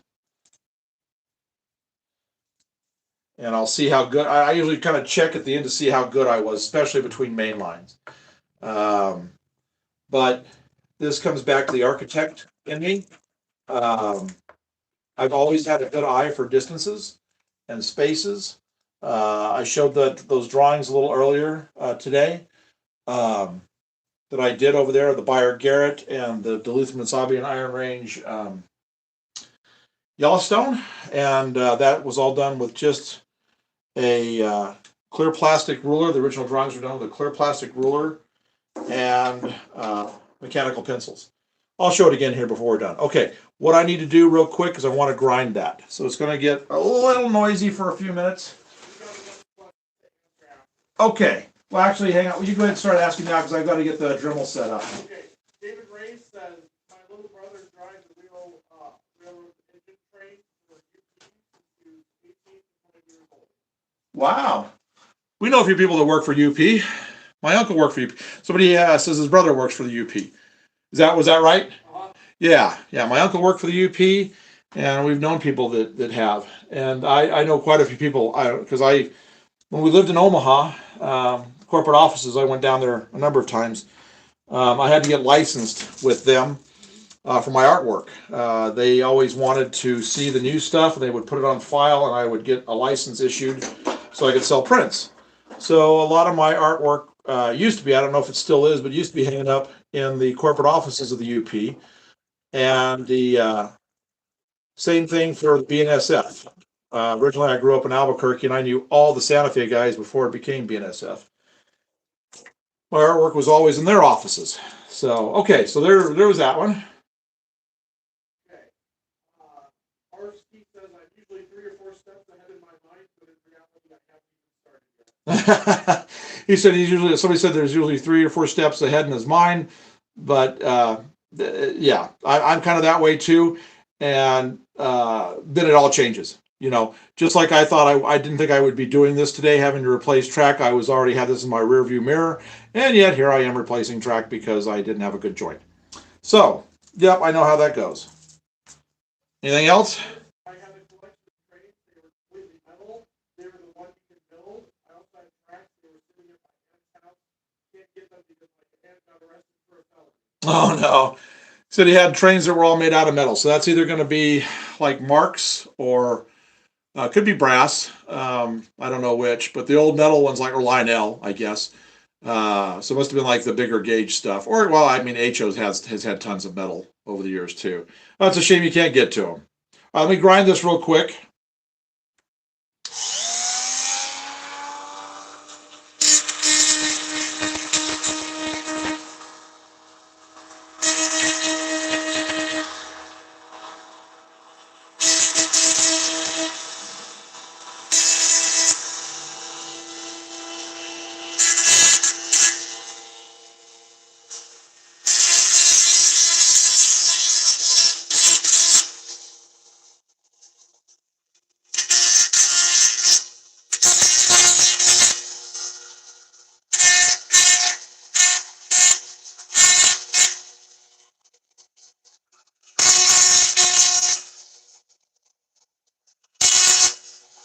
Gotta do the one back behind. You won't see that one. You'll just hear it.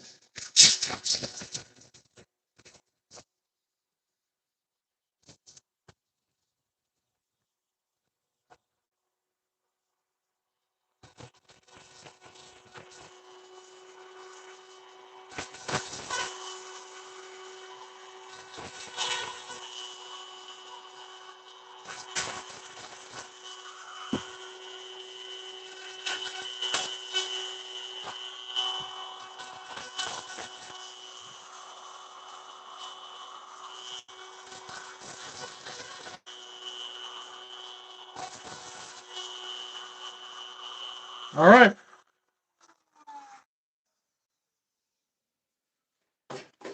So I am going to get the power pack. I just got a little DC one because I haven't got this one set up for DCC, this engine. So I'm just gonna hook the leads onto the end of the track down there, grab the engine, and we shall test it out. Just gotta get things. Well, thank you.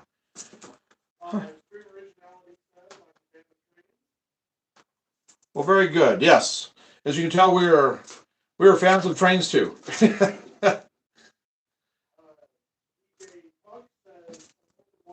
Well, hello, Wyoming. My wife went to college in Wyoming. UW. All right, let's start to clear things a little bit out of the way here so I can get the power pack over where it needs to go. All right, we're doing this track right here. Okay. Well, thank you. All right, got the leads on. All right, I'm gonna set the track up back here. You know what I'm gonna do? I'm just gonna back the camera up so you can see the whole curve that we've been working on. Let me get the track. Let me get the train on the track, and then we will back the camera up. Back the camera up. Okay, so we're gonna push this back to here. Let me see how that goes. Oh, that's pretty. Well, we're about to run an SD70 ACE diesel. Union Pacific, the Spirit of the what? Spirit of the Union. Okay. All right, let's cross our fingers and hope. I mean, it's already going to be better than what we had right here with that, with the track joint here that was terrible. So as long as we've gone past that and things look smooth, I'll be happy. So we're going to get the power on. Oh, good. I'm glad you liked the live stream. Who was that? Extreme Originality. Okay. Well, thank you for joining us. All right, we're going to back it up here, and I'm going to watch as it goes over this new joint. Perfect. All the wheels are on the track. Here's the other joint. No problem. No problem. All right, let's go the other way. George says, I like that turn, especially with that outside rail. Oh, thank you. Yeah, so I like the turn with the outside rail look. Yeah, I really wanted to go with 3 main lines here. I'm trying to simulate. This kills it. It's not. They don't have that up there, but this is supposed to be like horseshoe curve. This whole area is supposed to be like horseshoe curve. It's not where it's really set at because they obviously don't have a massive city next to the horseshoe curve. But just so people that are just catching up to us, we're going to be doing a live feed on this next week. There's my overpass. I'm going to get this painted before we get together again. I've got my supports right here. Then what we're going to do is parking lot right here with a bunch of cars, all painted and done. Picnic area over here, fence to protect my little people from getting too close to the track. And we'll have a rail fan area is what we're going to do right in this whole area. And then have cars going over here and falling off the edge of the cliff. Okay, so let's go the other way. Eagle Stompin says, I only had the Sears robot train set. It had a key to wind it up. Spark and smoke. The yellow box had a price tag that said 285. Oh, that's pretty cool. Somebody had a Sears train set that you had to wind up with a key. All right, come on, come on, come on. You did it, didn't you? Yep, you did just fine. Oh, there we go. All right, let's try this at speed. A little more speed. Like try to simulate maybe about a 40.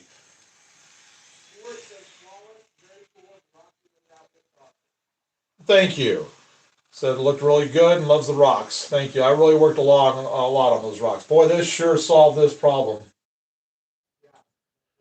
So even the lightweight cars we have that might derail shouldn't have any issues right through this now.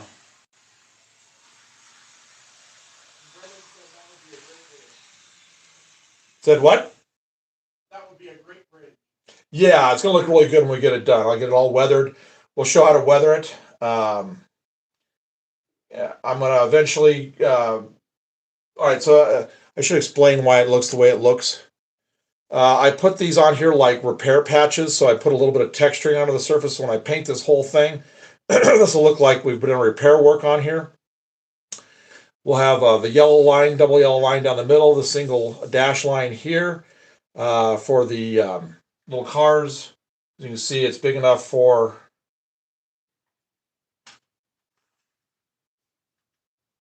two cars. We're going to have a 2-lane. And then what I'm going to do is I'll actually get an in-scale car that I'm going to run. It has movable wheels that I will run through the paint, get it kind of dried off, and then I'll make my tracks of the wheels, just do the weathering down of the tracks of the wheels here. It'll give it a really nice aged effect.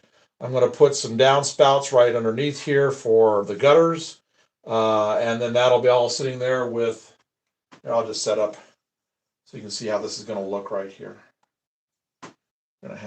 We have 3 of these total. There's going to be one here, here, and there. I'll just do the 2 at the end. Whoops, goes the other way. Didn't really matter, but that's all right. I'll have it the way it's supposed to look. Thank you. Okay, so that is how that's going to look. Last big thing that we're going to do to this is we're going to make, we have a really nice file for a fence. So we're going to make a nicely detailed fence that's going to go along here. Actually, this is the base piece for it. This is what I use for railing for a lot of stuff in scale. So this is actually going to be having multiple put together, and it's going to come up about this high. And I'm going to use one of my tubes around here, and I'll use my heat gun, and I'll curve the top so it curves over, like you see on overpasses, to keep people from climbing up and over. So we're going to have that along there. That'll be done in silver. This will all be painted the same gray as this. So that's what we're going to have right here, and then the rail fan area. So what do we use for the ballast? Somebody asked what we use for the ballast. We use this right here. This is the Woodland Scenics, the fine. They've got it in varying grades of coarseness. We've got medium is good for HO. In scale, you really want to go with the fine, and I use the gray blend.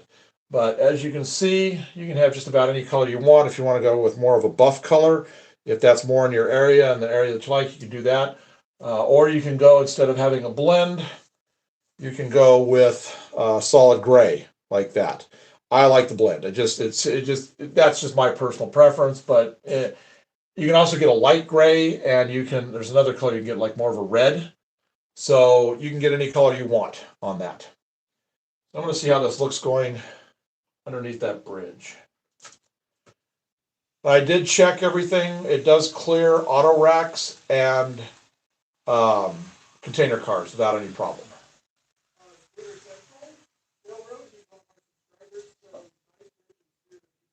Thank you.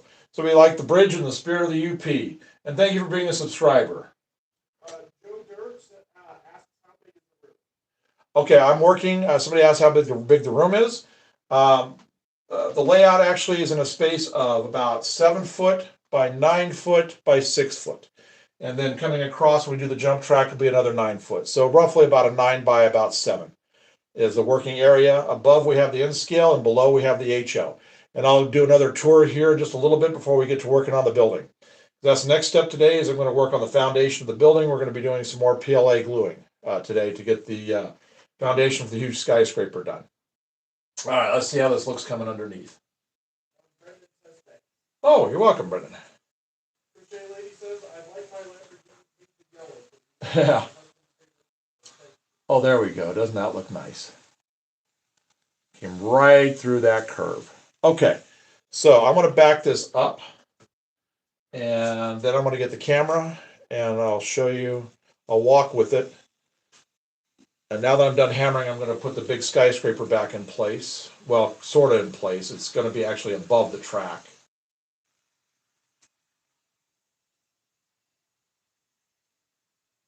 This is what you're going to see if you haven't been with us the whole day or with us yesterday when we were building it.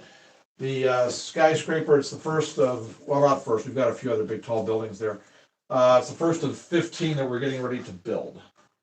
So let me put that up in place. Get her towards not next to the edge. I really don't need it falling off, busting. All right, so we'll just follow the train around as we go. All right, here we go.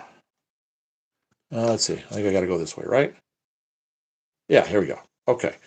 So you can see along the rock wall. So I'll kind of point things out. This is all going to be industry up here. Probably going to put a refinery and a few other things. So now then we're going to pass under the overpass. Oh, thank you. Hello, glad you've joined us. Okay, so here comes along the rock wall. I'll have all the rest of this roadbed done. This is all going to be city up here, townhouses into bigger apartments, massive skyscrapers along here. And then we're going to come around. This is where it's going to go underneath all the stuff above, of which this is going to be above it. This is our big skyscraper that's going to be sitting next to our station. So then this hits the retaining wall, and all the rest of the big city stuff, all the huge skyscrapers are all going to be up over here, along with our double elevated track.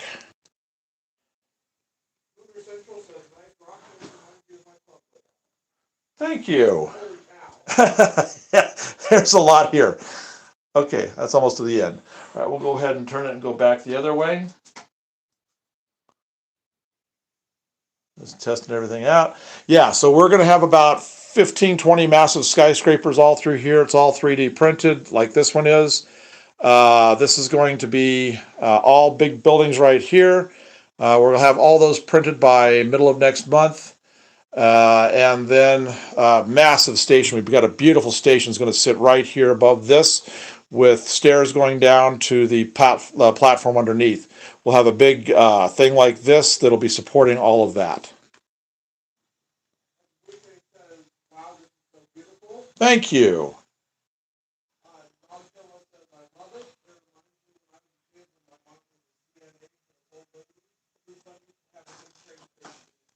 Oh, cool.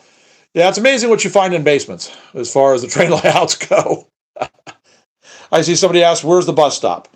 We're actually got a bus stop, and it's going to be here near the downtown where the station comes in. So when my little people get off the train right down under here, they come up the stairs into the station area. There's going to be a big park here. They can hang out. And if they want to catch the bus to go elsewhere, we're going to have a 4-story tall parking garage right here, and they'll have a bus station next to it. This is just going to be kind of the downtown area, surrounded by all the big skyscrapers that are going to be all along here. Here you can see what, hold this up and you can see how this is kind of going to look. Okay, so this is going to go on the top up here. It's at an angle, and then we got a big foundation. Of course, this is going to be sitting up 2 inches up high like this is above the tracks. We should have, this is going to be the next biggest area that we're going to tackle. This is all going to be built in the next 2 weeks. We're going to be building all of this custom beam work right here that's going to come out over the top of this.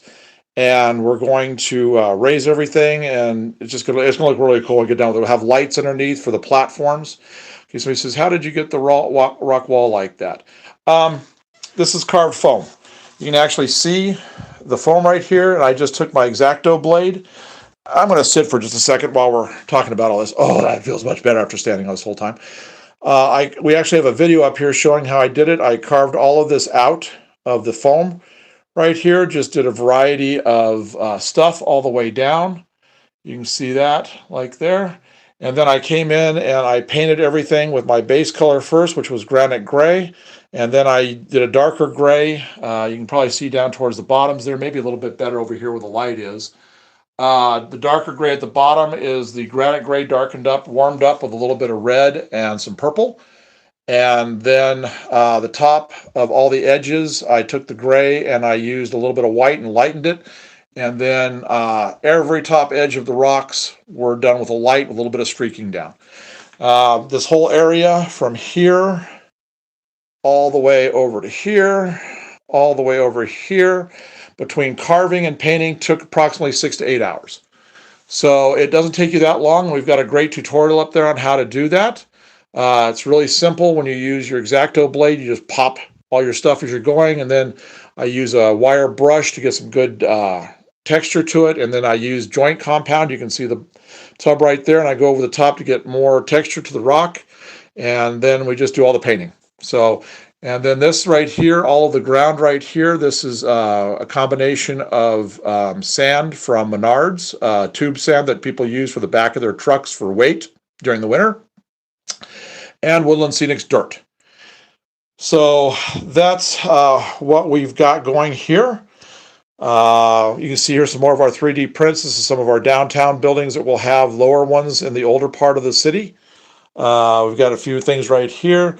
This is our going to be our corporate headquarters for probably either BNSF or UP. I'm actually thinking about redoing this and making the towers a little bit taller. And then I'm going to place it probably somewhere right around here. So we'll get that done. And then, of course, we are expanding the elevated track to make it 2 tracks.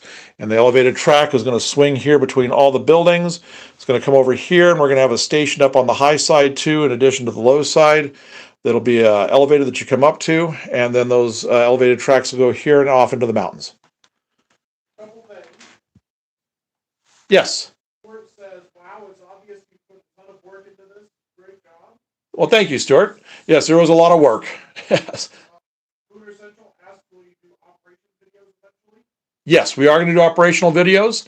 What we're going to do is we have a few points picked up from where we're going to shoot from. I'm going to probably drop something down from the ceiling so I can get more of an overhead sometimes, maybe down track level.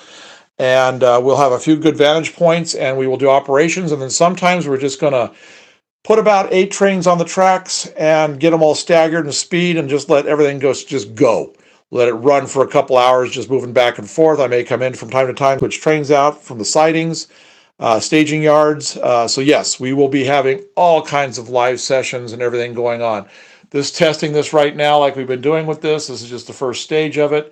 As soon as I get my loop over here, get my jump track like the HO is, it comes across the open space. Once I get that done over this way, we will really be starting to do a lot of running. Because this is, once we get this huge jump track over here, it's going to be about 3 times as wide as this shelf is, because it's going to accommodate the 3 main lines along with the 2 lines that have to climb and come down from the upper levels. So when we have a train down here, it's going to have the ability to climb up to the pink level and also have the ability to climb up to our elevated track level. Anthony says, this is insane.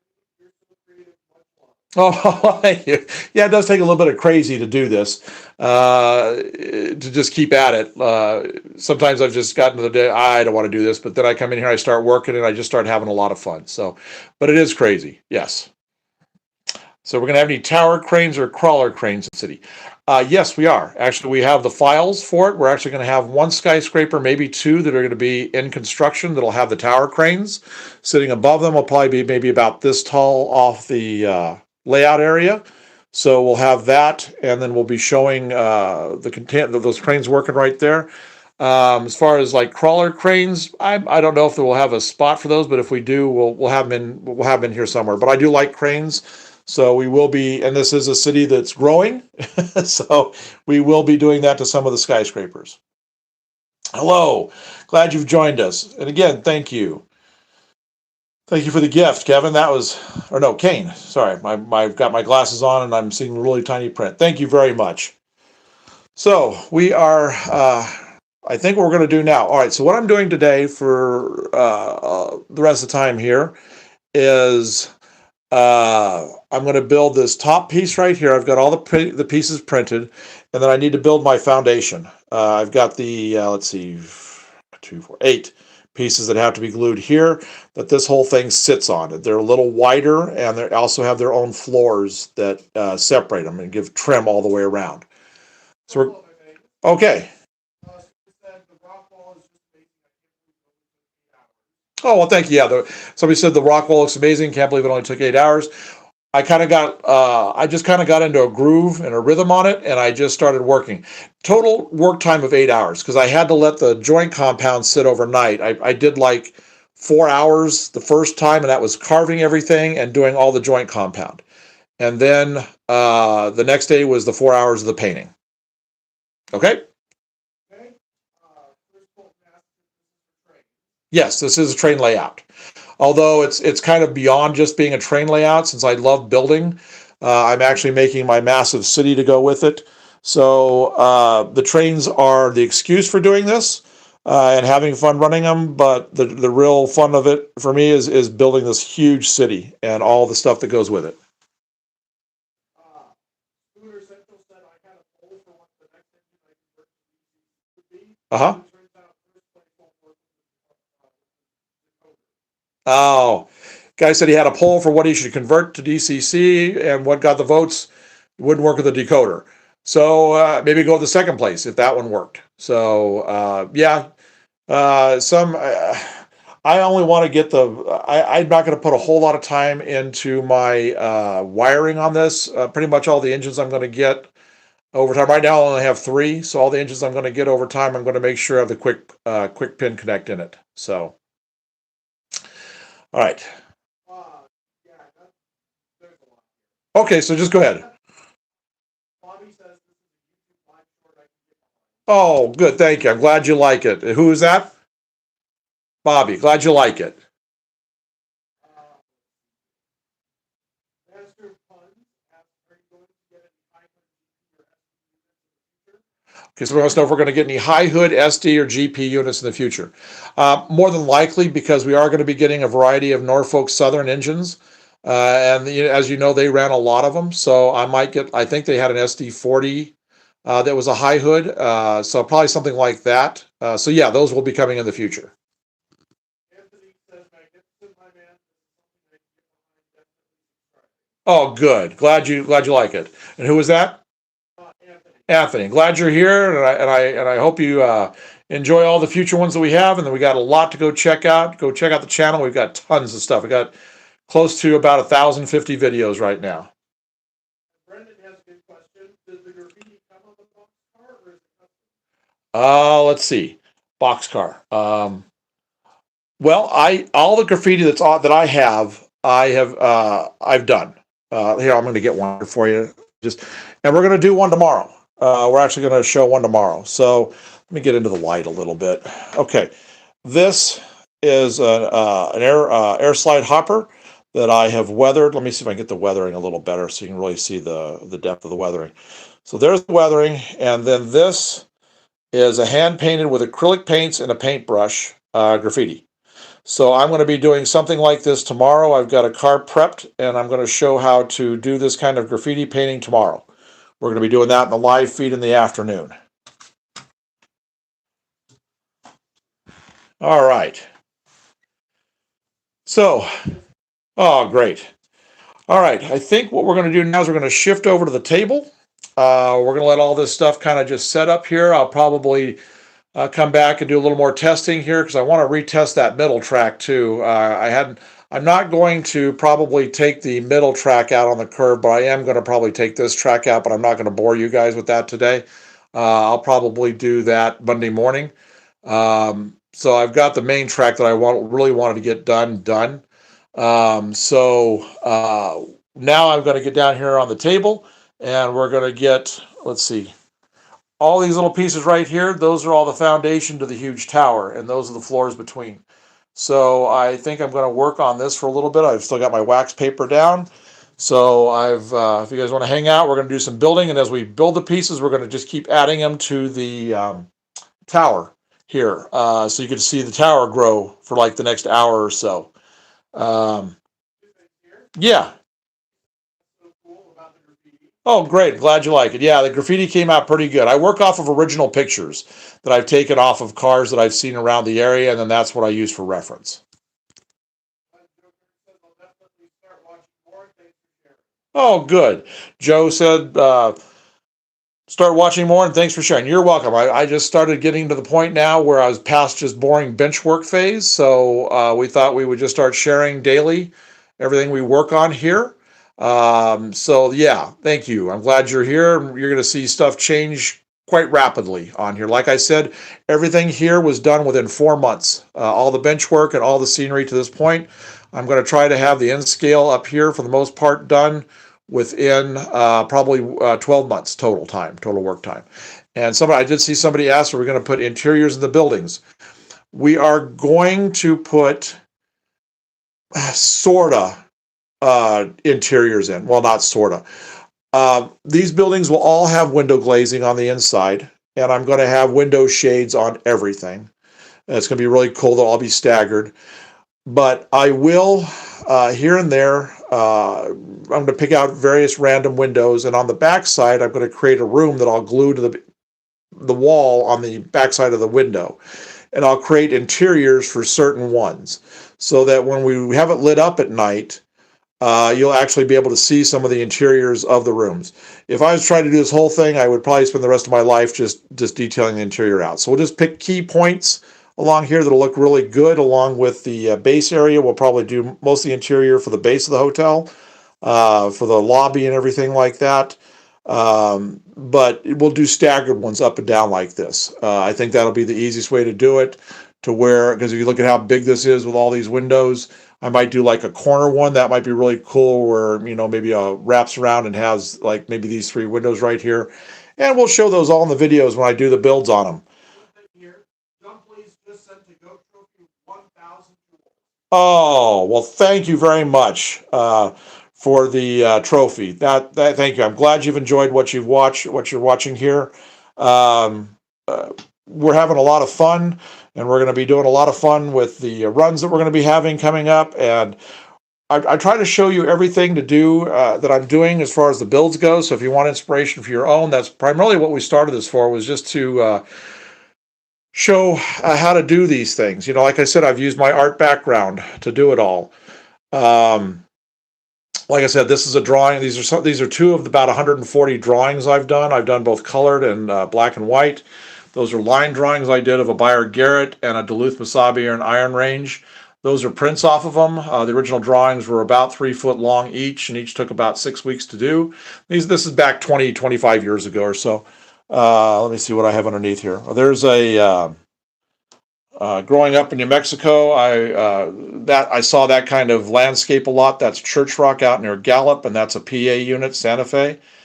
Did that one that was about 15 years ago before the ice started going bad. I just couldn't do the detail work anymore. So there's that. So you can see I worked both in color and black and white. And then there's a Denver and Rio Grande, that unit, the Heritage unit they did with the Moffat Tunnel. So I've used a lot of my art that I've developed over the years into, for example, the painting of the rock wall and getting my combo colors. I haven't done the combo yet here to get my color, my underlayment color, but I'm going to get ready to do that, and I'll show you guys how I achieve the multi-level effect of the paint. And you can see down here. Skyscraper is not a skyscraper, it's a skyscraper. Yeah, it definitely goes up a ways, that's for sure. And we still got ways to go. And this is actually not even our tallest building we're going to be having on the layout. There's one that's about 6 inches taller than the finished version of this, and we still have another 5-6 inches to put on the top of this. And so then we're going to have another one that's going to be sitting about like that tall right there. All of this is going to be rearranged. We're getting rid of all these shelves. I'm moving all these lights up because one of the towers we have is going to hit the bottom of this shelf. So, and that's over 3 foot. That's about 3 foot right where my finger is right there. So it's about 3.5 foot tall. So that's, we've got big buildings coming that are just going to be all over the place in this thing. Anthony says, oh, so you're a badass. I knew it. Skills, my man. Oh, thank you. There's just a lot of work. I'm gonna stand back so you guys can get an idea of the overall size of the room. I've got to step over my HO jump track here because people have been wondering about the size and everything. Like I said, it's about 6 foot by 9 foot. Let me back up just a little bit, and this way you can get kind of an overall look of it. So there's my work table. There's the 6 foot long, the 9 foot long wall, and then here is the other about 8 foot long wall.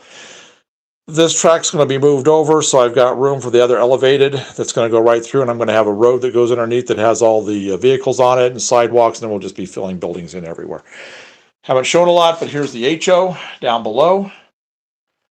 We'll be underlighting that, so everything will be lit up. We're going to have a ton of buildings over here that are all lit up, animated and everything. And then coming around, and then there's the, I had to work on this curve back here quite a bit because it wasn't accepting 6 axles. And yeah, it's a little precarious right there on the edge, but I'm going to add some shelving to the edge there. And this comes across. So we're going to have the same thing up here. Okay, so he says, which track brand do you use? I use Atlas Flex Track because I just like being able, like yesterday, we were able to lay huge sections. Yesterday we ran all of this right here. We put in about 15, 18 feet of track between the three things combined. That's only 6 pieces of track. So yes, I've got to do all the rest of the work to it, but by the time I get all the way I do my ballasting, I'm really happy with the overall effect, and it just looks really real to me. So that's why I go with that kind of stuff. All right. So I think, well, let's see here. You know what? I'm kind of tired. But maybe what we'll, no, I think, because if I stop now, I'm never going to get this thing finished today, and I really want this thing done today. So I think maybe I will go ahead. It's kind of boring. It's kind of like working on track. It's kind of boring, but I should work on the base. I should work on the foundation of this building while I still have the energy today to do it. So, because I've been at this, like I said, I started this morning with prepping all the new track, getting all the track, the ties painted, and getting all the track clean. Oh, you're welcome for the walk around. Yeah. Uh, I'll do that. I do that pretty much every time we do a live feed. I always like to start off and show everything that's done, because some things I forget I've done and I've put up in place, and then people will catch it. Oh, that wasn't there last time. It's like, oh yeah, that's right. That wasn't here last time. So I do like to do a walk around each time so that you can get an idea of where we're sitting right now at this point. We do have, okay, I'm just going to tell you what we're thinking about doing. I haven't, it was going to be a surprise, but I think I'm not 100% sure I was going to do this, but I'm leaning more and more towards the idea of doing it. So right here, you know, the fascia, everybody has fascia. So this fascia, this is just the boards before you put the fascia up. The fascia is going to be masonite. It's going to come all along here. So I'm going to put fascia up right here, all along this. But then what I thought I'd do is as something funny, just to be goofy, because you know, okay. Timothy just sent Coco for 600. He was the one who asked what track brand. Oh, well, thank you for the gift. Thank you very much. Okay, so here's the plan. I'm gonna get a piece of foam like this, and I'm gonna attach it to the fascia. What I may wind up doing is getting it to where I can remove this fascia if I want to put a basic one up in its place, so I don't have to have it all the time. But I'm thinking about doing it. So the fascia will be here, and I'm going to glue foam to the fascia all the way around here, like this. Then I'm going to carve it. I'm going to take all of this right here, the same kind of thing right here, and I'm going to carve the foam that's glued to the fascia.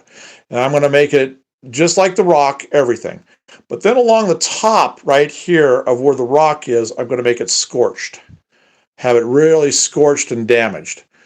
And then right here, I may have a few cars like they're flying off the bridges, and maybe some over here. Because we are going to have another overpass here and another overpass here.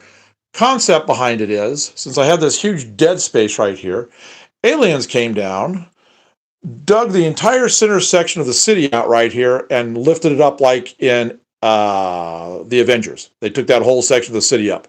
And all that's left, and sticking out of the wall, you're going to see like the plumbing pipes with water running out, and you'll see electric lines, and I may get like that arc welder to give like sparks and stuff along here.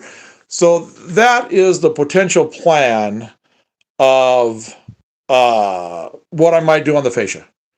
And I just think that'd be just kind of a fun, tongue-in-cheek kind of thing to do. But then if I get tired of it, if I have it where I've got like a couple of the foam pieces that hide screws, I can take that fascia off and put a regular fascia up there for more normality.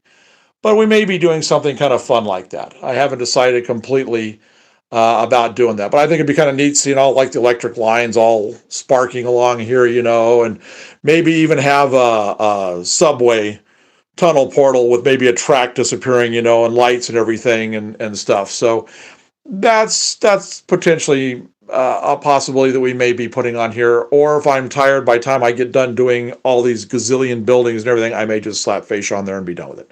So we'll see. Do what? Okay. Thank you, Timothy. Again, thank you very much. Anthony says if I could do something like this, I'd be doing the entire time. I'm pure happy. giggling about it. Yeah, I sometimes sit here and after I've sat and I've had a long work day, and I stand back and get the big picture of what I've been working on and how it's looking. I get, it does make me smile. And I get a chuckle out of it. And it's, you create your own little world and you have a lot of fun. And, nothing's better than that. And it's a great way to spend a day. Especially, outside, we've got a really heavy wind chill today, even though our temperatures are going up. So it's a good day just to stay indoors and enjoy doing something like this. So, yeah, so it is a fun hobby and it is a fun thing to do. So anyway, let's I'll just keep visiting with you guys, but I'm going to go ahead and shift over to here, and I'm going to start working on the skyscraper. I just got to build that foundation, or I'm gonna be on to building because we're already printing right now. As we're doing this video, we're printing the station parts. So I'm going to have the station waiting for me to build if I don't have backing up on me if I don't get the bulk of this tower done. So I'm going to have to rearrange things for just a minute. So I'm going to put this here for just a sec. Aiming down at the table, that's where we're headed. I'm going to move the camera to a much better position. Let me get stuff cleared off. I'm going to get a little drink of water here. Let's see, turn this power off so I don't get any arcing going on. Okay. Oh, here is, this is the basics on the graffiti that I'm probably going to be working on tomorrow. I just put my white base down that makes all the colors pop a little better. So this is probably the one we're going to be doing. I may have another one set up and ready to go instead, but more than likely that will be the one that we are going to work on. Gotta get my tool set up here. This one I just keep out. All right. So I'm gonna get this up and out of the way. I'm gonna watch all my waters in my cups so I don't have stuff spilling down the backside. I'm gonna move this. Okay, let's see. Put this up in the tools.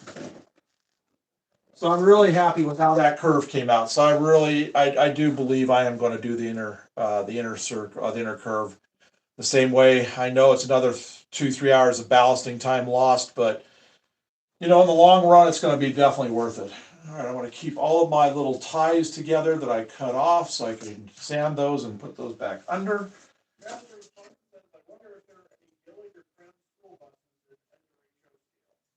Somebody asked if there's a certain type of school bus in NRHO scale. More than likely. I mean, every time I've looked for a file for something I thought wouldn't be there, it was there. Somebody has probably made a file of just about everything. So, all right. So we've got my glue. This is what I use, is the Bondtech. You need a special glue for PLA. I kind of covered that yesterday, but in case you weren't with us yesterday, you have to have a special glue for that. You can't just use a super glue. I've tried using super glues, it just doesn't work. So we found a write-up about this, and somebody said that was fantastic and the right thing. So that is. That's what we went with. And first time out, it started working beautifully. It dries as quick as the plastic that I like to use, the plastic cement, the testers. This stuff dries almost instantly. We did a good product review on that. Again, we're not sponsored by anybody. We're not getting any money from any manufacturers, anybody to say anything about their stuff. I am just sharing with you guys what I use, because that's what I found works best for me. You may have something already that works good for you, but if you're looking for something, then this may help you out. Oh, here, I'll show you. That big foundation we're going to do for that big building, here's some of the I-beams that we're going to be going across, spanning across. We print all of our own I-beams, the exact size we need them, which gives us these great little ends that you use to put the I-beams down below on. It's a great joint area. So that whole thing will be built just like that. So that's all coming. All right, Gabe, Can I get you to come set the camera up over here where we had it for the, when I did the build yesterday? Do you remember riding on the yellow your crowd when you were going to school? I don't remember the bus name. That doesn't sound familiar, but I don't remember. Okay. My son's going to set this up. Let me get this track out of the way so you can put it up. Is that where you like to have it? I've been putting it here. You've been put there? You'd be okay there? Okay. Yeah. All right. So you go ahead and set it up where it needs to be. Hello, everyone. I am. Look at it. I'm the guy responding in the chat section. He's my IT guy. He takes care of everything. He makes all my files. Takes care of all of that. Okay, I am going to bring this over here because I need to keep straight what pieces I need to use. Hey, Josh. All right. Oh, there we go. Okay. We got it? I think that's pretty good. Okay. Yeah. Let's see here. I'm going to get the picture of this because I want to make sure I have these put in the right order. Yeah. So I'm going to pull up a picture of the file that we have. Let's see here. We're going to get that. I'll show you guys, since some of you weren't with us, I'll show you the pictures of the station we're doing too, that we settled on. I'll do that while we're here. Let's see here. Bookmarks. More bookmarks. Blah, blah, blah, blah, blah, blah, all the way to the bottom. Okay, here's the station. We've got a couple comments here. Okay, go ahead while I'm getting the station. Yeah, Timothy says, oh, he wrote an old international Bluebird style. Oh, the Bluebird buses. Okay, now I know what you're talking about. No, I never. That's even a little older for me than I was. Okay, go ahead. Oh, and then Anthony says, I could watch this all day. I gotta go though. Hope you could use some support donations and so on. Must take a bit to accomplish something on this scale. Oh, thank you, Anthony. I appreciate it very much. I'm glad you were with us, and I hope you come back maybe tomorrow. We're going to be doing like I said, we're going to be doing the graffiti. Before you go, let me show you real quick before you're out of here. There's our station that we're going to be, that's printing right now. So that's what's going to be sitting next to this huge tower that we're working on. It's a great looking station. It's going to be, it'll come to about this height right about here with the clock tower. It's got some great, a guy did a fantastic job on the build of this. He gave great instructions. I mean, he gave us all the way to just having out what you do, and he has all of his files labeled right. It's just tremendous. So this is what we're printing right now. We'll start to build on this next week. All right, so let me show you what this looks like. And thanks for joining us, Anthony. Yes, thanks for joining us. All right, so let's see here. I'm going to go to the bookmarks again, and I'm going to pull up the guy's stuff. Is this the Union Square? Yes, this is the Union Square, isn't it? Okay, so we're going to show you how we've modified this. I'm going to show you the picture of this real quick, and you'll see how much bigger we made this. Okay. Tell me if you, just yelling if you can't see it or if I've got to move it right or left, Gabe. Yeah.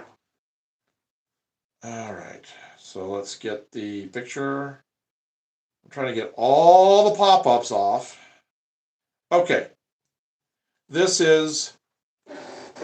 the Union, that's the building we're building right here.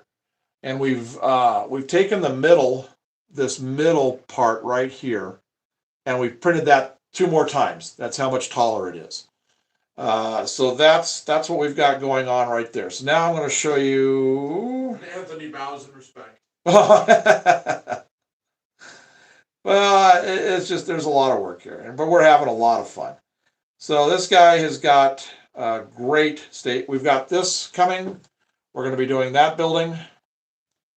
That building. These are all files that we've downloaded that we will be building and adding to the layout. This one.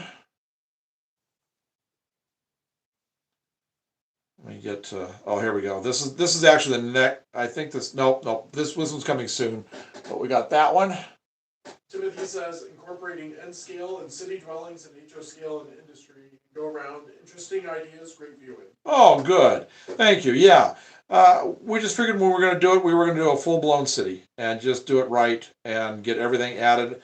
It seems like there's so many people model country and country stuff, so we just decided to go the urban route. This is our next build after the station. This is a cool building. Now, let's see, let me get rid of the advertisement. That is a really neat building. This is going to take quite a bit to print because it's got to be torn apart completely in the software. So I can sand the sides and do all that because there's a ton of details that then we will glue back on that will be printed separately. But that will be, that's that tower right there. That's the one that's pushing close to the 3 foot and top, a little over 3 foot in height. So it'll be a little bit bigger than this one. Okay, so let me get my picture here of what I need so I can see what pieces go with what on this foundation. Okay. I can't enlarge it, but I can check it from there. Okay, I'm gonna put this right here. So it looks like what we gotta do is this guy right here. Is that the right one? Yep. Okay, so the foundations are a little bit wider than the base is, which is good. Let's see, what's going to happen is once we build it, this sits on top like this. That gives us some trim like that. And then we have another piece of trim that goes right there on top of that. So it gives a piece of trim, and then this gives you, then this will sit on that, like that. So what I got to do is I've got to glue the pieces that go down below.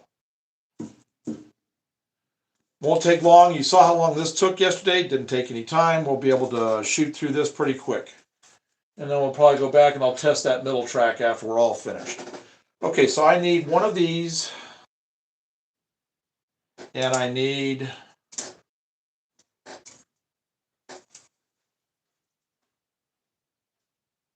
one of these. So I can do it. Oh, that's not the right length one. I got to get the right length one. Where's here? No, that's that one. Let's see. Am I missing a piece? We probably could. Yeah, since somebody said we could put the Seattle Space Needle in the city, we probably could. Okay, that is not. I need the other one for this. Okay, I guess this is it. Is that even really a shorter one? That's really short. That's the back side. Okay. So let's see what we have here. Okay. So we've got that. And this is just a judgment call on my part as to what I want to do. I think I'm going to make this. I think I'm going to do it like that. Because really, now that I'm looking at the pictures, I'm not sure. I'm actually not sure where this piece goes. I don't see it on there. So this is just an extra piece. What I need are these. This is what I need, both top and bottom. Okay, so we'll just may have to print 2 more of these. Okay, so this one will go with, you know what I think I'm going to do? I think I may do that. I like that look. I may not use these. I may make this my entrances. So I think that's what I'm going to do. This is the back. So this will take this. So that'll work. And then I've got my sides. All this on the base. I'm going to have to reprint the top part. So then we have this. And we have this. Okay. So there's all my foundation pieces right there. Okay. So these I'm probably not going to wind up using unless I want to make these big picture windows up top. Well, that might actually look pretty good. Maybe we'll do that.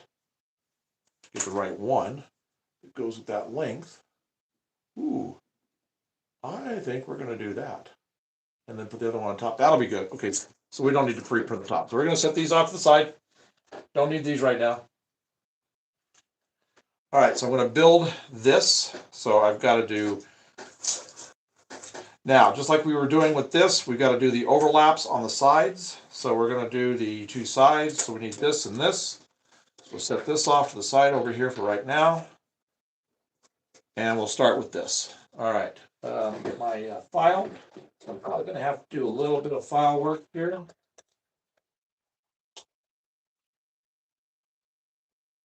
Okay.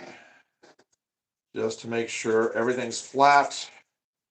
Came out of the printer flat, usually is, but I'm not too worried about that. And we already showed sanding these pieces. We have a video of that. We did both a live and a regular video of it showing how to, I used a palm sander, electric sander, and I got all of that done. So you can see that video without any problem. Okay, so we're gonna get the Bondtech glue. Oh, that worked out nice. So I'm definitely gonna keep cleaning that the way I need to. So I'm gonna grab this extra piece of paper towel right here so I can get that cleaned off. All right, so what we have to do is on the back, on the edges, I have sanded this because this has this texturing to the back. Because we use the rough surface for our print bed so it adheres better. So in order for the edge right here to adhere, you need to have a smooth area. So we did that. I ground all of that with the Dremel yesterday.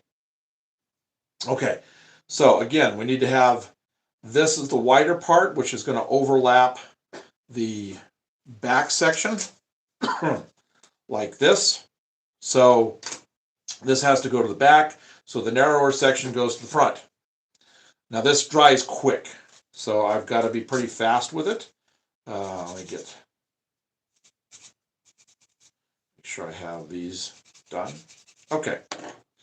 Now I'll be able to show you here, as soon as I get this glued, we'll put the roof panel on and I'll just start stacking it up and you'll be able to see how this comes together.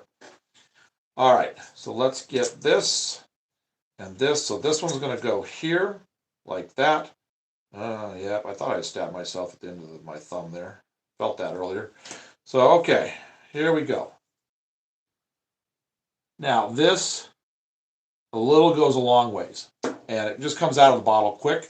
So there's always too much there. So you take your paper towel and dab, dab, dab, dab, dab, dab, dab, dab, dab, dab, dab, dab, dab. Like that. Okay, so we're going to put this with this. I try to line everything up perfect right off the bat because this stuff, once it sets, that's it. It sets. There we go. All right, so I just push together. I put a lot of pressure right here to start off with. And you'll see why here in a sec, because this is going to be done. That's how fast this stuff works. And I want to check, make sure I'm at 90 degrees. I'm off a little bit, so I need to work this in. And before it completely sets, this is the only time you're going to be able to do this without breaking it and starting it all over again, having to resand everything, file everything, all of that. So there. Okay, well, you know what? I didn't get this. So I have got to get a drink of water. Well, that's setting before I do the other side. I have that all set up right? Yep, okay. Sorry about that, just getting a little froggy in the throat there. Okay, so we're going to spin this around. You can see it's already pretty much done. And then what will happen, there's a slight bow to this wall right here. I will adjust that when I glue it to the floor and the trim. So if you see a little bit of a bow, you're not going to see it after I'm done with everything, but that won't be until the very end of the project. All right, so now same thing. We're just going to do a little bit. Okay. And yeah, a little too much on there, so dab, dab, dab, dab, dab. Dab, dab, dab. Dab, dab, dab, dab, dab. A little bit off. Okay. Same thing. We just got to get this lined up right first time and to it. Okay. I just check with my finger on the outside, trying not to glue myself to the building to make sure I'm flush. So this just take a second and we'll have this one done. And this will be the first part. We don't, thinking about it now, this really isn't part of the main building. I mean, it's part of the main building, but not really part of the main building. I could probably go ahead and glue the back piece onto this because I am going to build this in sections. Yeah, I'm going to build this in sections. So yeah, I can go ahead and glue the back section to it. So I can flip this upside down and do all the work I need to do as far as the window glazing goes. All right, so let's 90 degree it, make sure it looks good. Make sure it's nice and flush. It is. Okay, so the last piece goes in between here and there, and we'll just pull that together like that. So we'll do one side at a time, because if I was trying to do both, this glue would dry before I'd be able to get around to doing it. All right, so let's get this.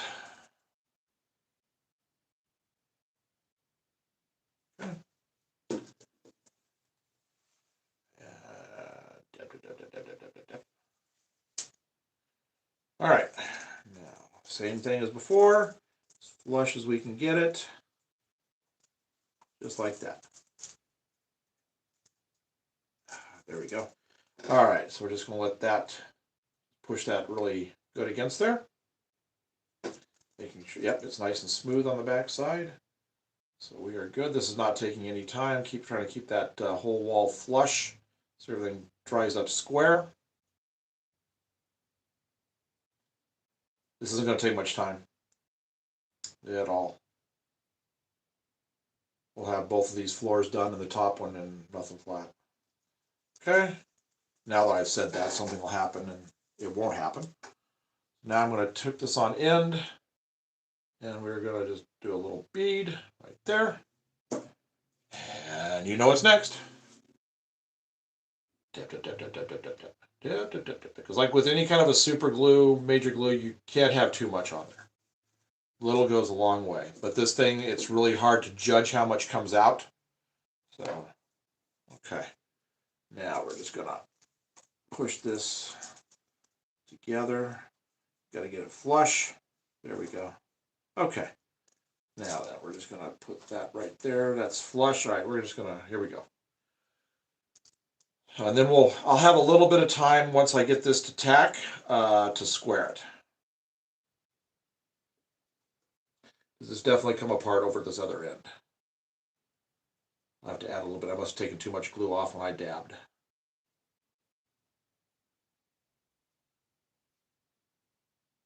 Okay. That's flush. And I'm not too terribly worried about it because it's going to have the roof. Well, it's not a roof. It's the floor with the trim. But I do like everything to be just right. So we're gonna put a little bit in right here. Like that. Run that in there. Like that.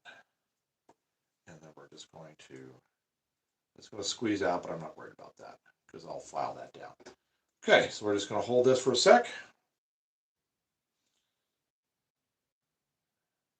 With as much glue as in there that might be squeezing out of the bottom, and it'd be sticking to the table, the wax paper anyway, so it's fine having this suspended up like this. I'm actually not even touching the table with the other end. How'd we do? That did it. Okay, so we'll set this down like that. Make sure everything is good. And I don't care which side goes out; they're all identical. So, all right. So there's that. So then what happens is we get this. I'm going to have to grind this too. I've got to take this. This actually faces up. This usually, the smoother side is what we usually have facing up. But this is up now because the way the cornice goes is it's got a bit of an angle that comes in. So I'll need to come along here and I'll have to grind this right here. But I'll do that at a later date. I'm just trying to get the basics of the building built. So I want to check, make sure it looks square. And it does. So then what we do is we just put this right there, like that. To give you an idea of what this is going to look like. Okay. Then we take this.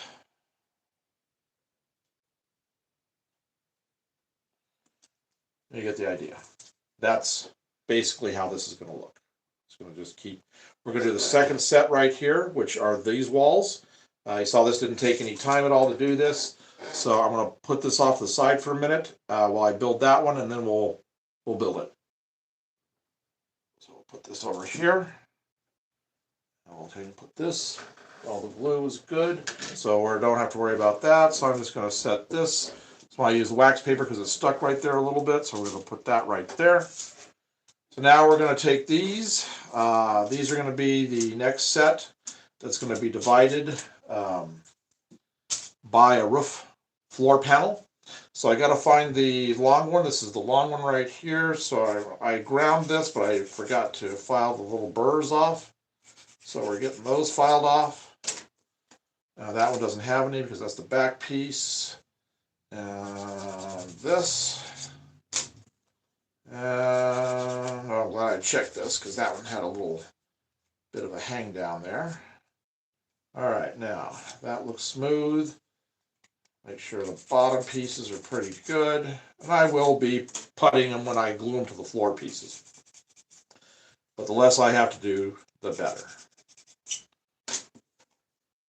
As far as puttying goes.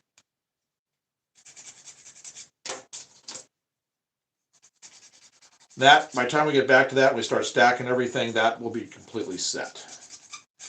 Okay, so we'll get the front piece, which is the front piece. This is the front piece where I've got those. So move this off the back, and we need to get this narrower. Again, we're working with the wider to the back, narrower to the front.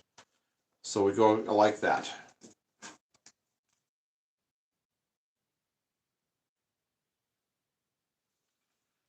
That's pretty good. I'm not going to dab as much off this time since it had there's just a little bit of a build up right there. Okay, so let's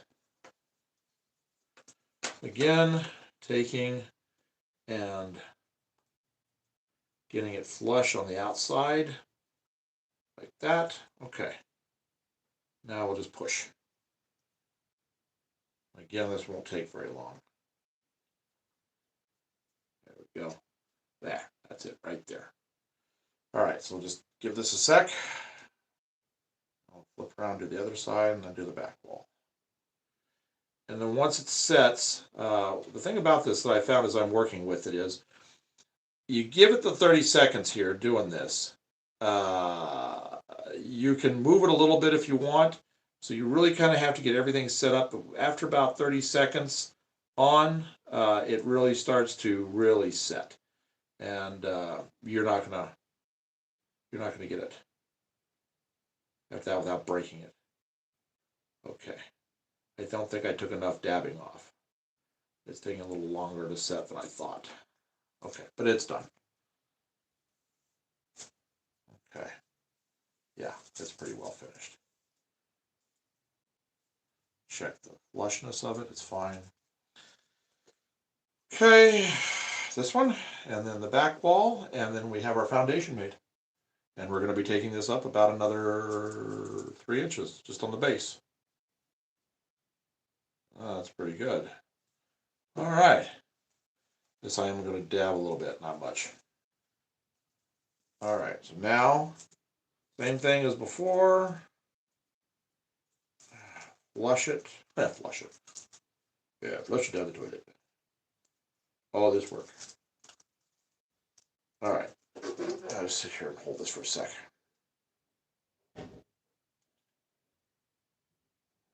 So we're almost got this. Almost have the foundation. Then all I got to do is put the 4 pieces together for the top. And then, like I showed you earlier today when we started, when I showed you the top piece, we've got all those details printed separately. I just have to make, out of styrene, I have to make the actual roof panels themselves and then glue all those pieces on there, and it'll be ready to go. This building will be done except for paint. Well, not really. I've got to grind it and file it and then putty it and sand it and everything, and then it's ready for paint. But that's just like an afternoon's job to get it to that stage. When I get the build done, I'm usually pretty happy, and I consider a job pretty much done at that point. Because painting and doing all the rest of that doesn't take any time. It doesn't, not a whole lot of effort. Okay, let's see here. Yep, okay.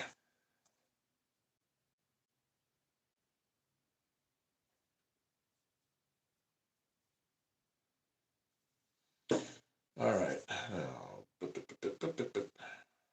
thing as before. Almost done. Last piece of the foundation. The foundation wall, the two foundation sections. This time I'm going to give it a little more time here and really push this before I do this other side. I think that's what it was. I just rushed it too much. I didn't give it the extra 30 seconds, minute that it needed to set on the last one. So I'll give it the time it needs right here. And then we'll set this up and then we'll do the top and we're done. Well, there's always a well. I haven't got the back panel made yet, the three sections there. But I'm going to let this dry right here and set in place here. So I will put those panels. You guys saw that yesterday. I may do that as part of tomorrow's build if the graffiti goes pretty fast, and I may just save it and we'll do the three back panels then. Okay. Now let's just write down that. Okay. Try to dab in there as much. Ooh, oh yeah, big piece, big drop down there. Okay. Dab, dab, dab, dab, dab. All right, move that out of the glue because there's a little spot of glue right there, so I'm going to try not to glue my palm to it. There. All right, so we're just going to let that sit just like that. Then we will stack it. Stack it, stack it. Like I said, there's some more parts that are a lot more fun working on. Like I like working on the track and everything, and then you have stuff like this. It's just the nitty gritty of the whole process. So I'll probably show one of the skyscrapers when I do the windows. But basically, I'm not going to show all of them. But I'll show you how you get like the shades and you make it look really good. So you have all those staggered shade effects. So we'll have that as a future live. There we go. All right. So we'll just set this off to the side for a sec. We'll go ahead and stack that one. Nope. You know what we're gonna do? We're just gonna go ahead while I'm building this. I can put my glue away. I can wipe everything down, get it cleaned. We're just gonna go ahead and build this top part. Okay. It'll only take us a second to do it. Not a second, a few minutes. How's the station print coming? I've been responding to all these comments. I haven't really. Oh, okay. Well, I heard it printing earlier, I thought. Oh, Oh, really? Oh, okay. Well, never mind. I was going to go ahead and start it. Well, that's all right. I got the first place set up. You can, I not like I have to concentrate on this. If you've got any comments you need me to deal with, just go ahead. Somebody asked, what are you building? I am building an N-scale skyscraper. Is what I'm building. This is the Union State, Union what? West Union Square. West Union Square. I have no idea where that is, but it was a file this guy made, and he does buildings from around the world. So this is going to be a 33 or 34 inch tall building when we get done with it. I just finished building the base sections. This is the foundation that'll go under here. I'm going to let this set a little bit more while I glue this, and then we'll stack it, and you'll get an idea of what it's going to look like. All right. I need the long one. Is that the long one? That's the long one, so we'll get that. What kind of 3D printer do we have? We have a Bamboo A1. Is that right? Yeah. Okay, we have a Bamboo A1. Is what we have. Hopefully getting a second one pretty soon because it takes about 3 days to print all the components, between 3 and 4 days to print all the components for everything you see here. I'd like to cut that time in half, and a second printer would do that. So we will hopefully be getting a second one fairly soon because we have 15, at least 15 of these skyscrapers to do. All right, dab. All right, so now we'll do the same thing, just keep on rolling. Make sure that's flush. It is. Okay, so just, Somebody asked, what do you do? what do I do? Okay, so I was an artist for I just showed a lot of my artwork over here on the wall. I was an artist, a railroad artist, for about 30 years. And my artwork I don't know if it still is, but was in most of the regional or corporate offices of both the BNSF and the UP. I used to travel around all over the country going to shows, selling my artwork, and that was what I started with. And now since we got the 3D printer, we are creating a bunch of stuff, and we've been selling the buildings, and I still sell my artwork to prints from time to time. But mostly we are into doing this, and so I've been meaning to get around to a layout. So I thought, well, since I'm doing this, creating all these things anyway, might as well start building my own, since I've been wanting to do that for a very long time. So that's what I do. SEO says nice. Now would be the time to get one. I think all the A ones are on sale. Yeah, we got our last one on sale. So we said now's the time to get one because they're all on sale. Yes. End of the year, holiday sales and stuff. Last time we got it on sale. It wasn't much. As far as 3D printers go, I think we spent $300 on the first one. So if we can get one for about that price, I'll be happy. This building right here, what we saved on that versus buying a custom one from somebody else or kit bashing it together with a whole bunch of kits, basically paid for the printer. So it just depends on what you've got going, and that's not counting all the rest of the buildings and all the rest of the stuff we've printed for the layout at this point, plus the buildings that we have printed and sent off as orders. So you can make it pay for itself.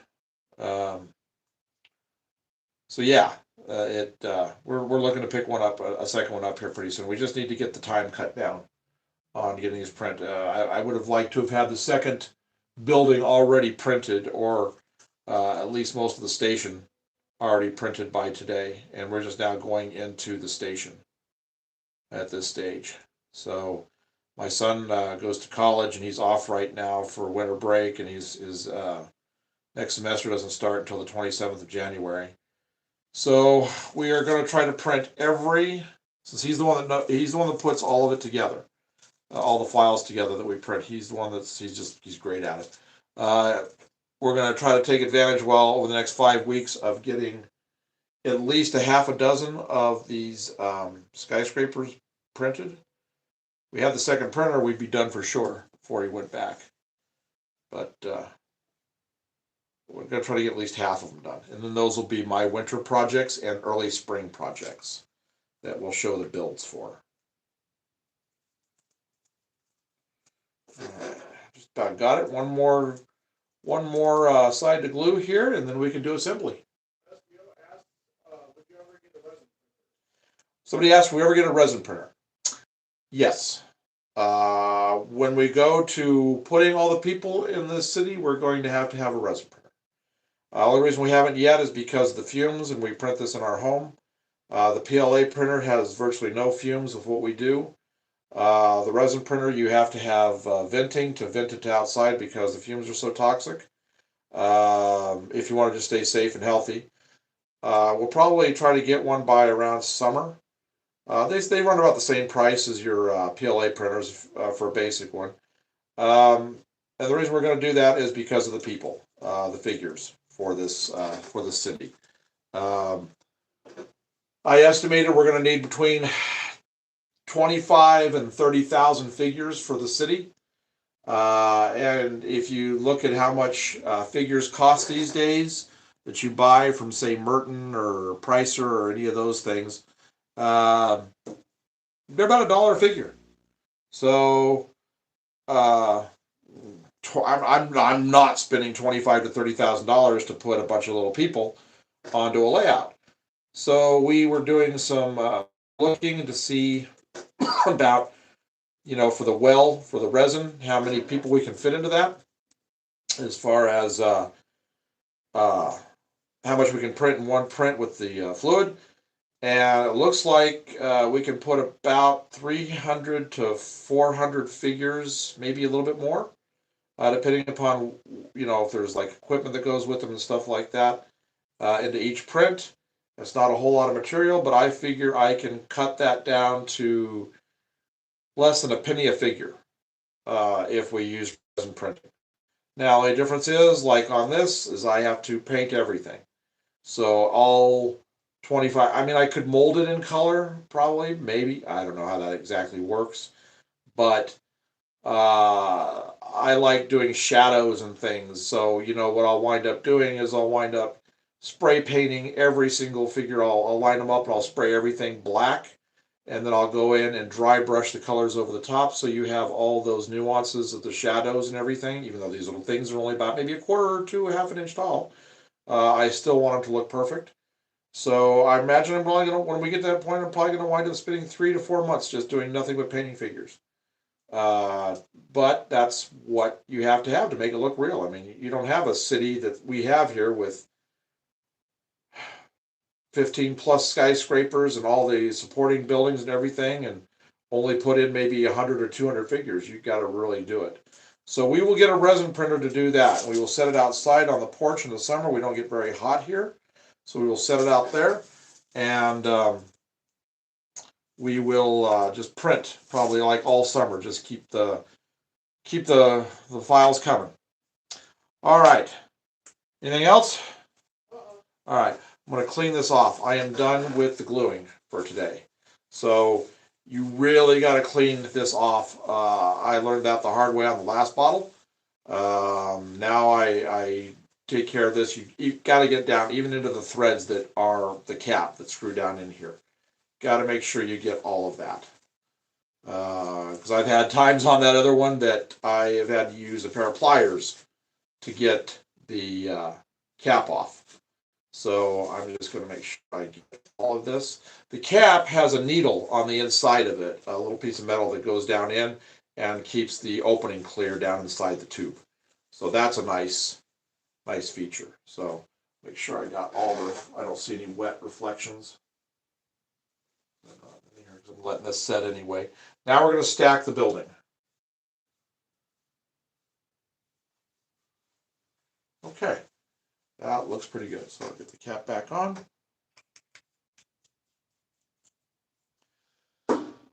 That's the top piece. I'll set that off to the side for a minute, and we will start here. This is the base with all the doors. Let's see. This is the front. You can tell by the overlaps. We're going to set it up just the way it's supposed to be. All right, so we got that. Get my floor and my trim. I'm not going to do it perfect. I'm just going to kind of get an overall look. I want to see what the height of this is going to wind up being. So those floors came out right. They did come out right? Yep, they did. You did a good job on getting those measurements right on that. Okay, so we are in Wisconsin. Somebody asked what state we are. We've been here for about 18 years. Prior to that, 10 years in Nebraska. I did 10 years in Nebraska, and before that, I grew up in New Mexico. All right, this one's going to kind of dry it a little off, so when I glue it, I'll have to remember to adjust when I glue it to the floors. Okay, you can see how this is developing the that there are all the way around. We got a nice little bit of and again, I'll grind that so you don't see any of that reflection, and it'll be all nice and solid. Okay, let's yeah, that's good. It's close enough until I glue it. So we'll get the next one.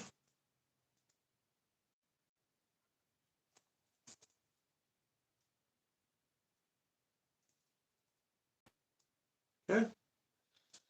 Definitely gonna have to square that second level. But it's just good enough for doing a demo right now. Let's get that lined up better.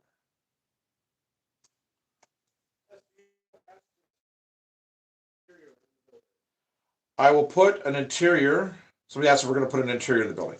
I will put an interior down in the base level, and then we're going to pick certain windows. All the windows are going to get window treatments as far as shades go, various ups and downs. And I will take a variety of probably 10 total areas, and we'll actually create a room box where you'll be able to look in the window and see a room inside.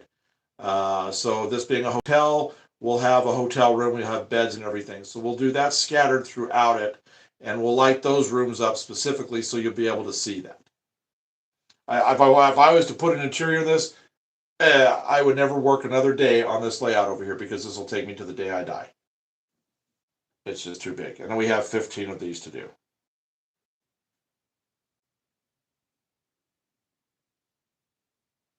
Lights as well. Do what? I was also wondering if lights as well. Yes, it will all be lit.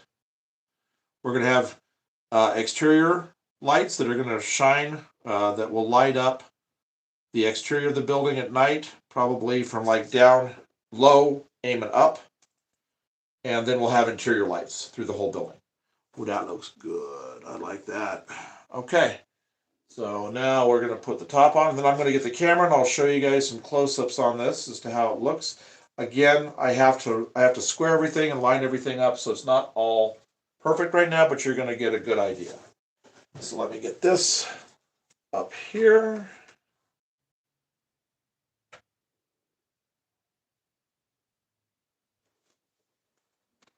Oh, that looks good. All right. And let's see here. Which is front? This is front.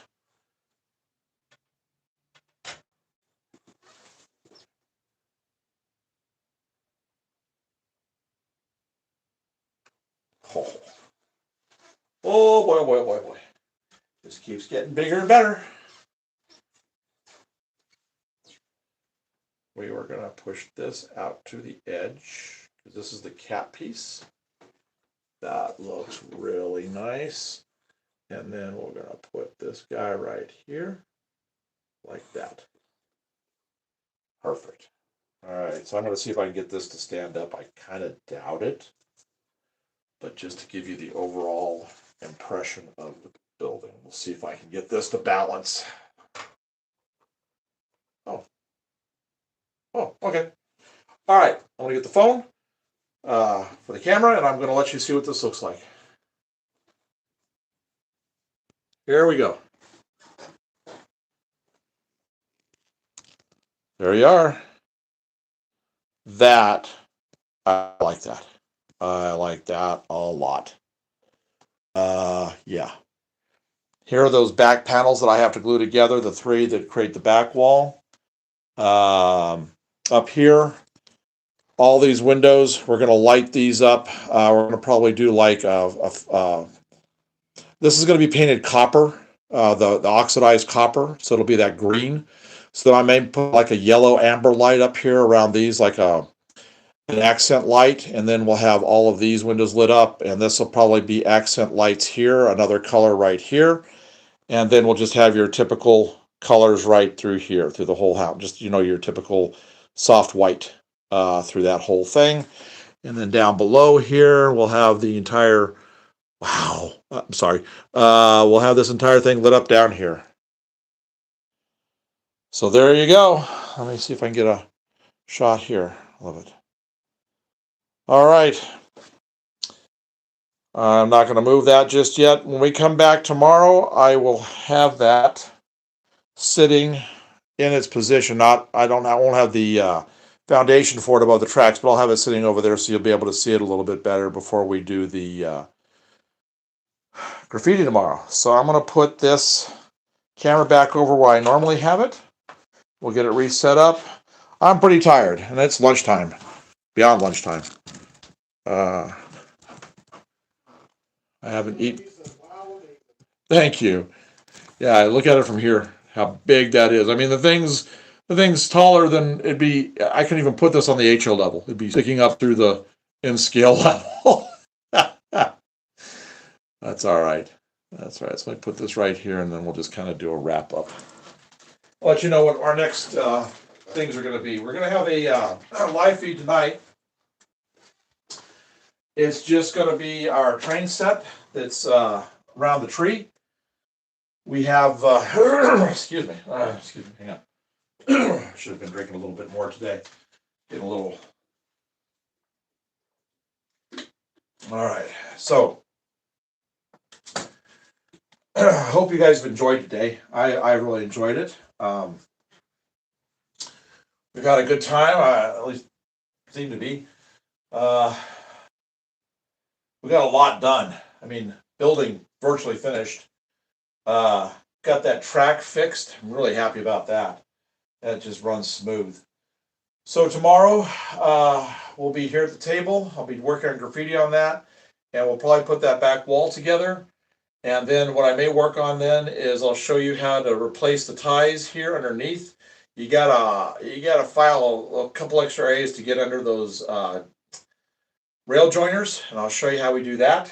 And we'll do that in all the spots along here. And then once we do that, then we'll do a whole bunch of testing back and forth, because if you don't do that right, it raises this right here, these joints up in the middle, and you can get some derailments there. So we're gonna have to futz around with this a little bit tomorrow and really get it towards just right.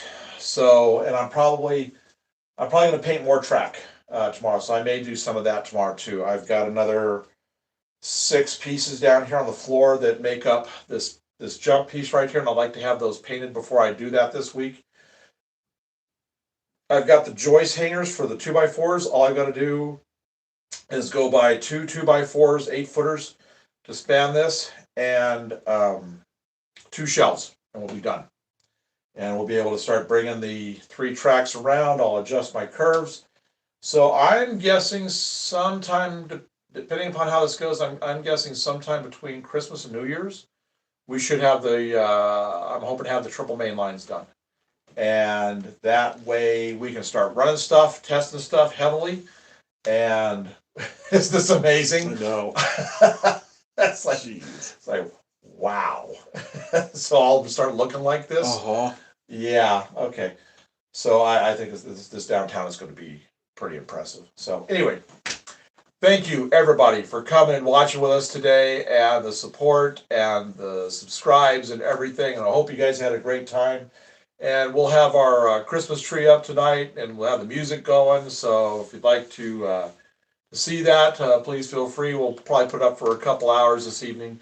I don't think we're going to be monitoring it. We're just going to throw it up so you guys can enjoy the live feed of the music and the train. Just a little loop of train with a Mantua Christmas train on it. A lot of really neat glass and stuff, ornaments and things, and so lights. So and a fireplace on the screen, on the TV screen in the background. So that's what we're going to be doing. So anyway, thank you again for everything today. This was just fantastic. And drop us some comments. If you want to start seeing more of the behind the scenes stuff, I could have started earlier today when I was painting the track and I was getting everything prepped and all that. If you guys want to see those, I'm happy just to start the camera up and let it go. Doesn't matter to me. I'm in here working for anywhere from 4 to 6 hours a day. So anyway, thanks again. You guys have the rest of if I don't see you the rest of the weekend, have a great weekend. But if not, if you chime in tomorrow when we're doing graffiti and other stuff. But otherwise, thanks again. Have a good one.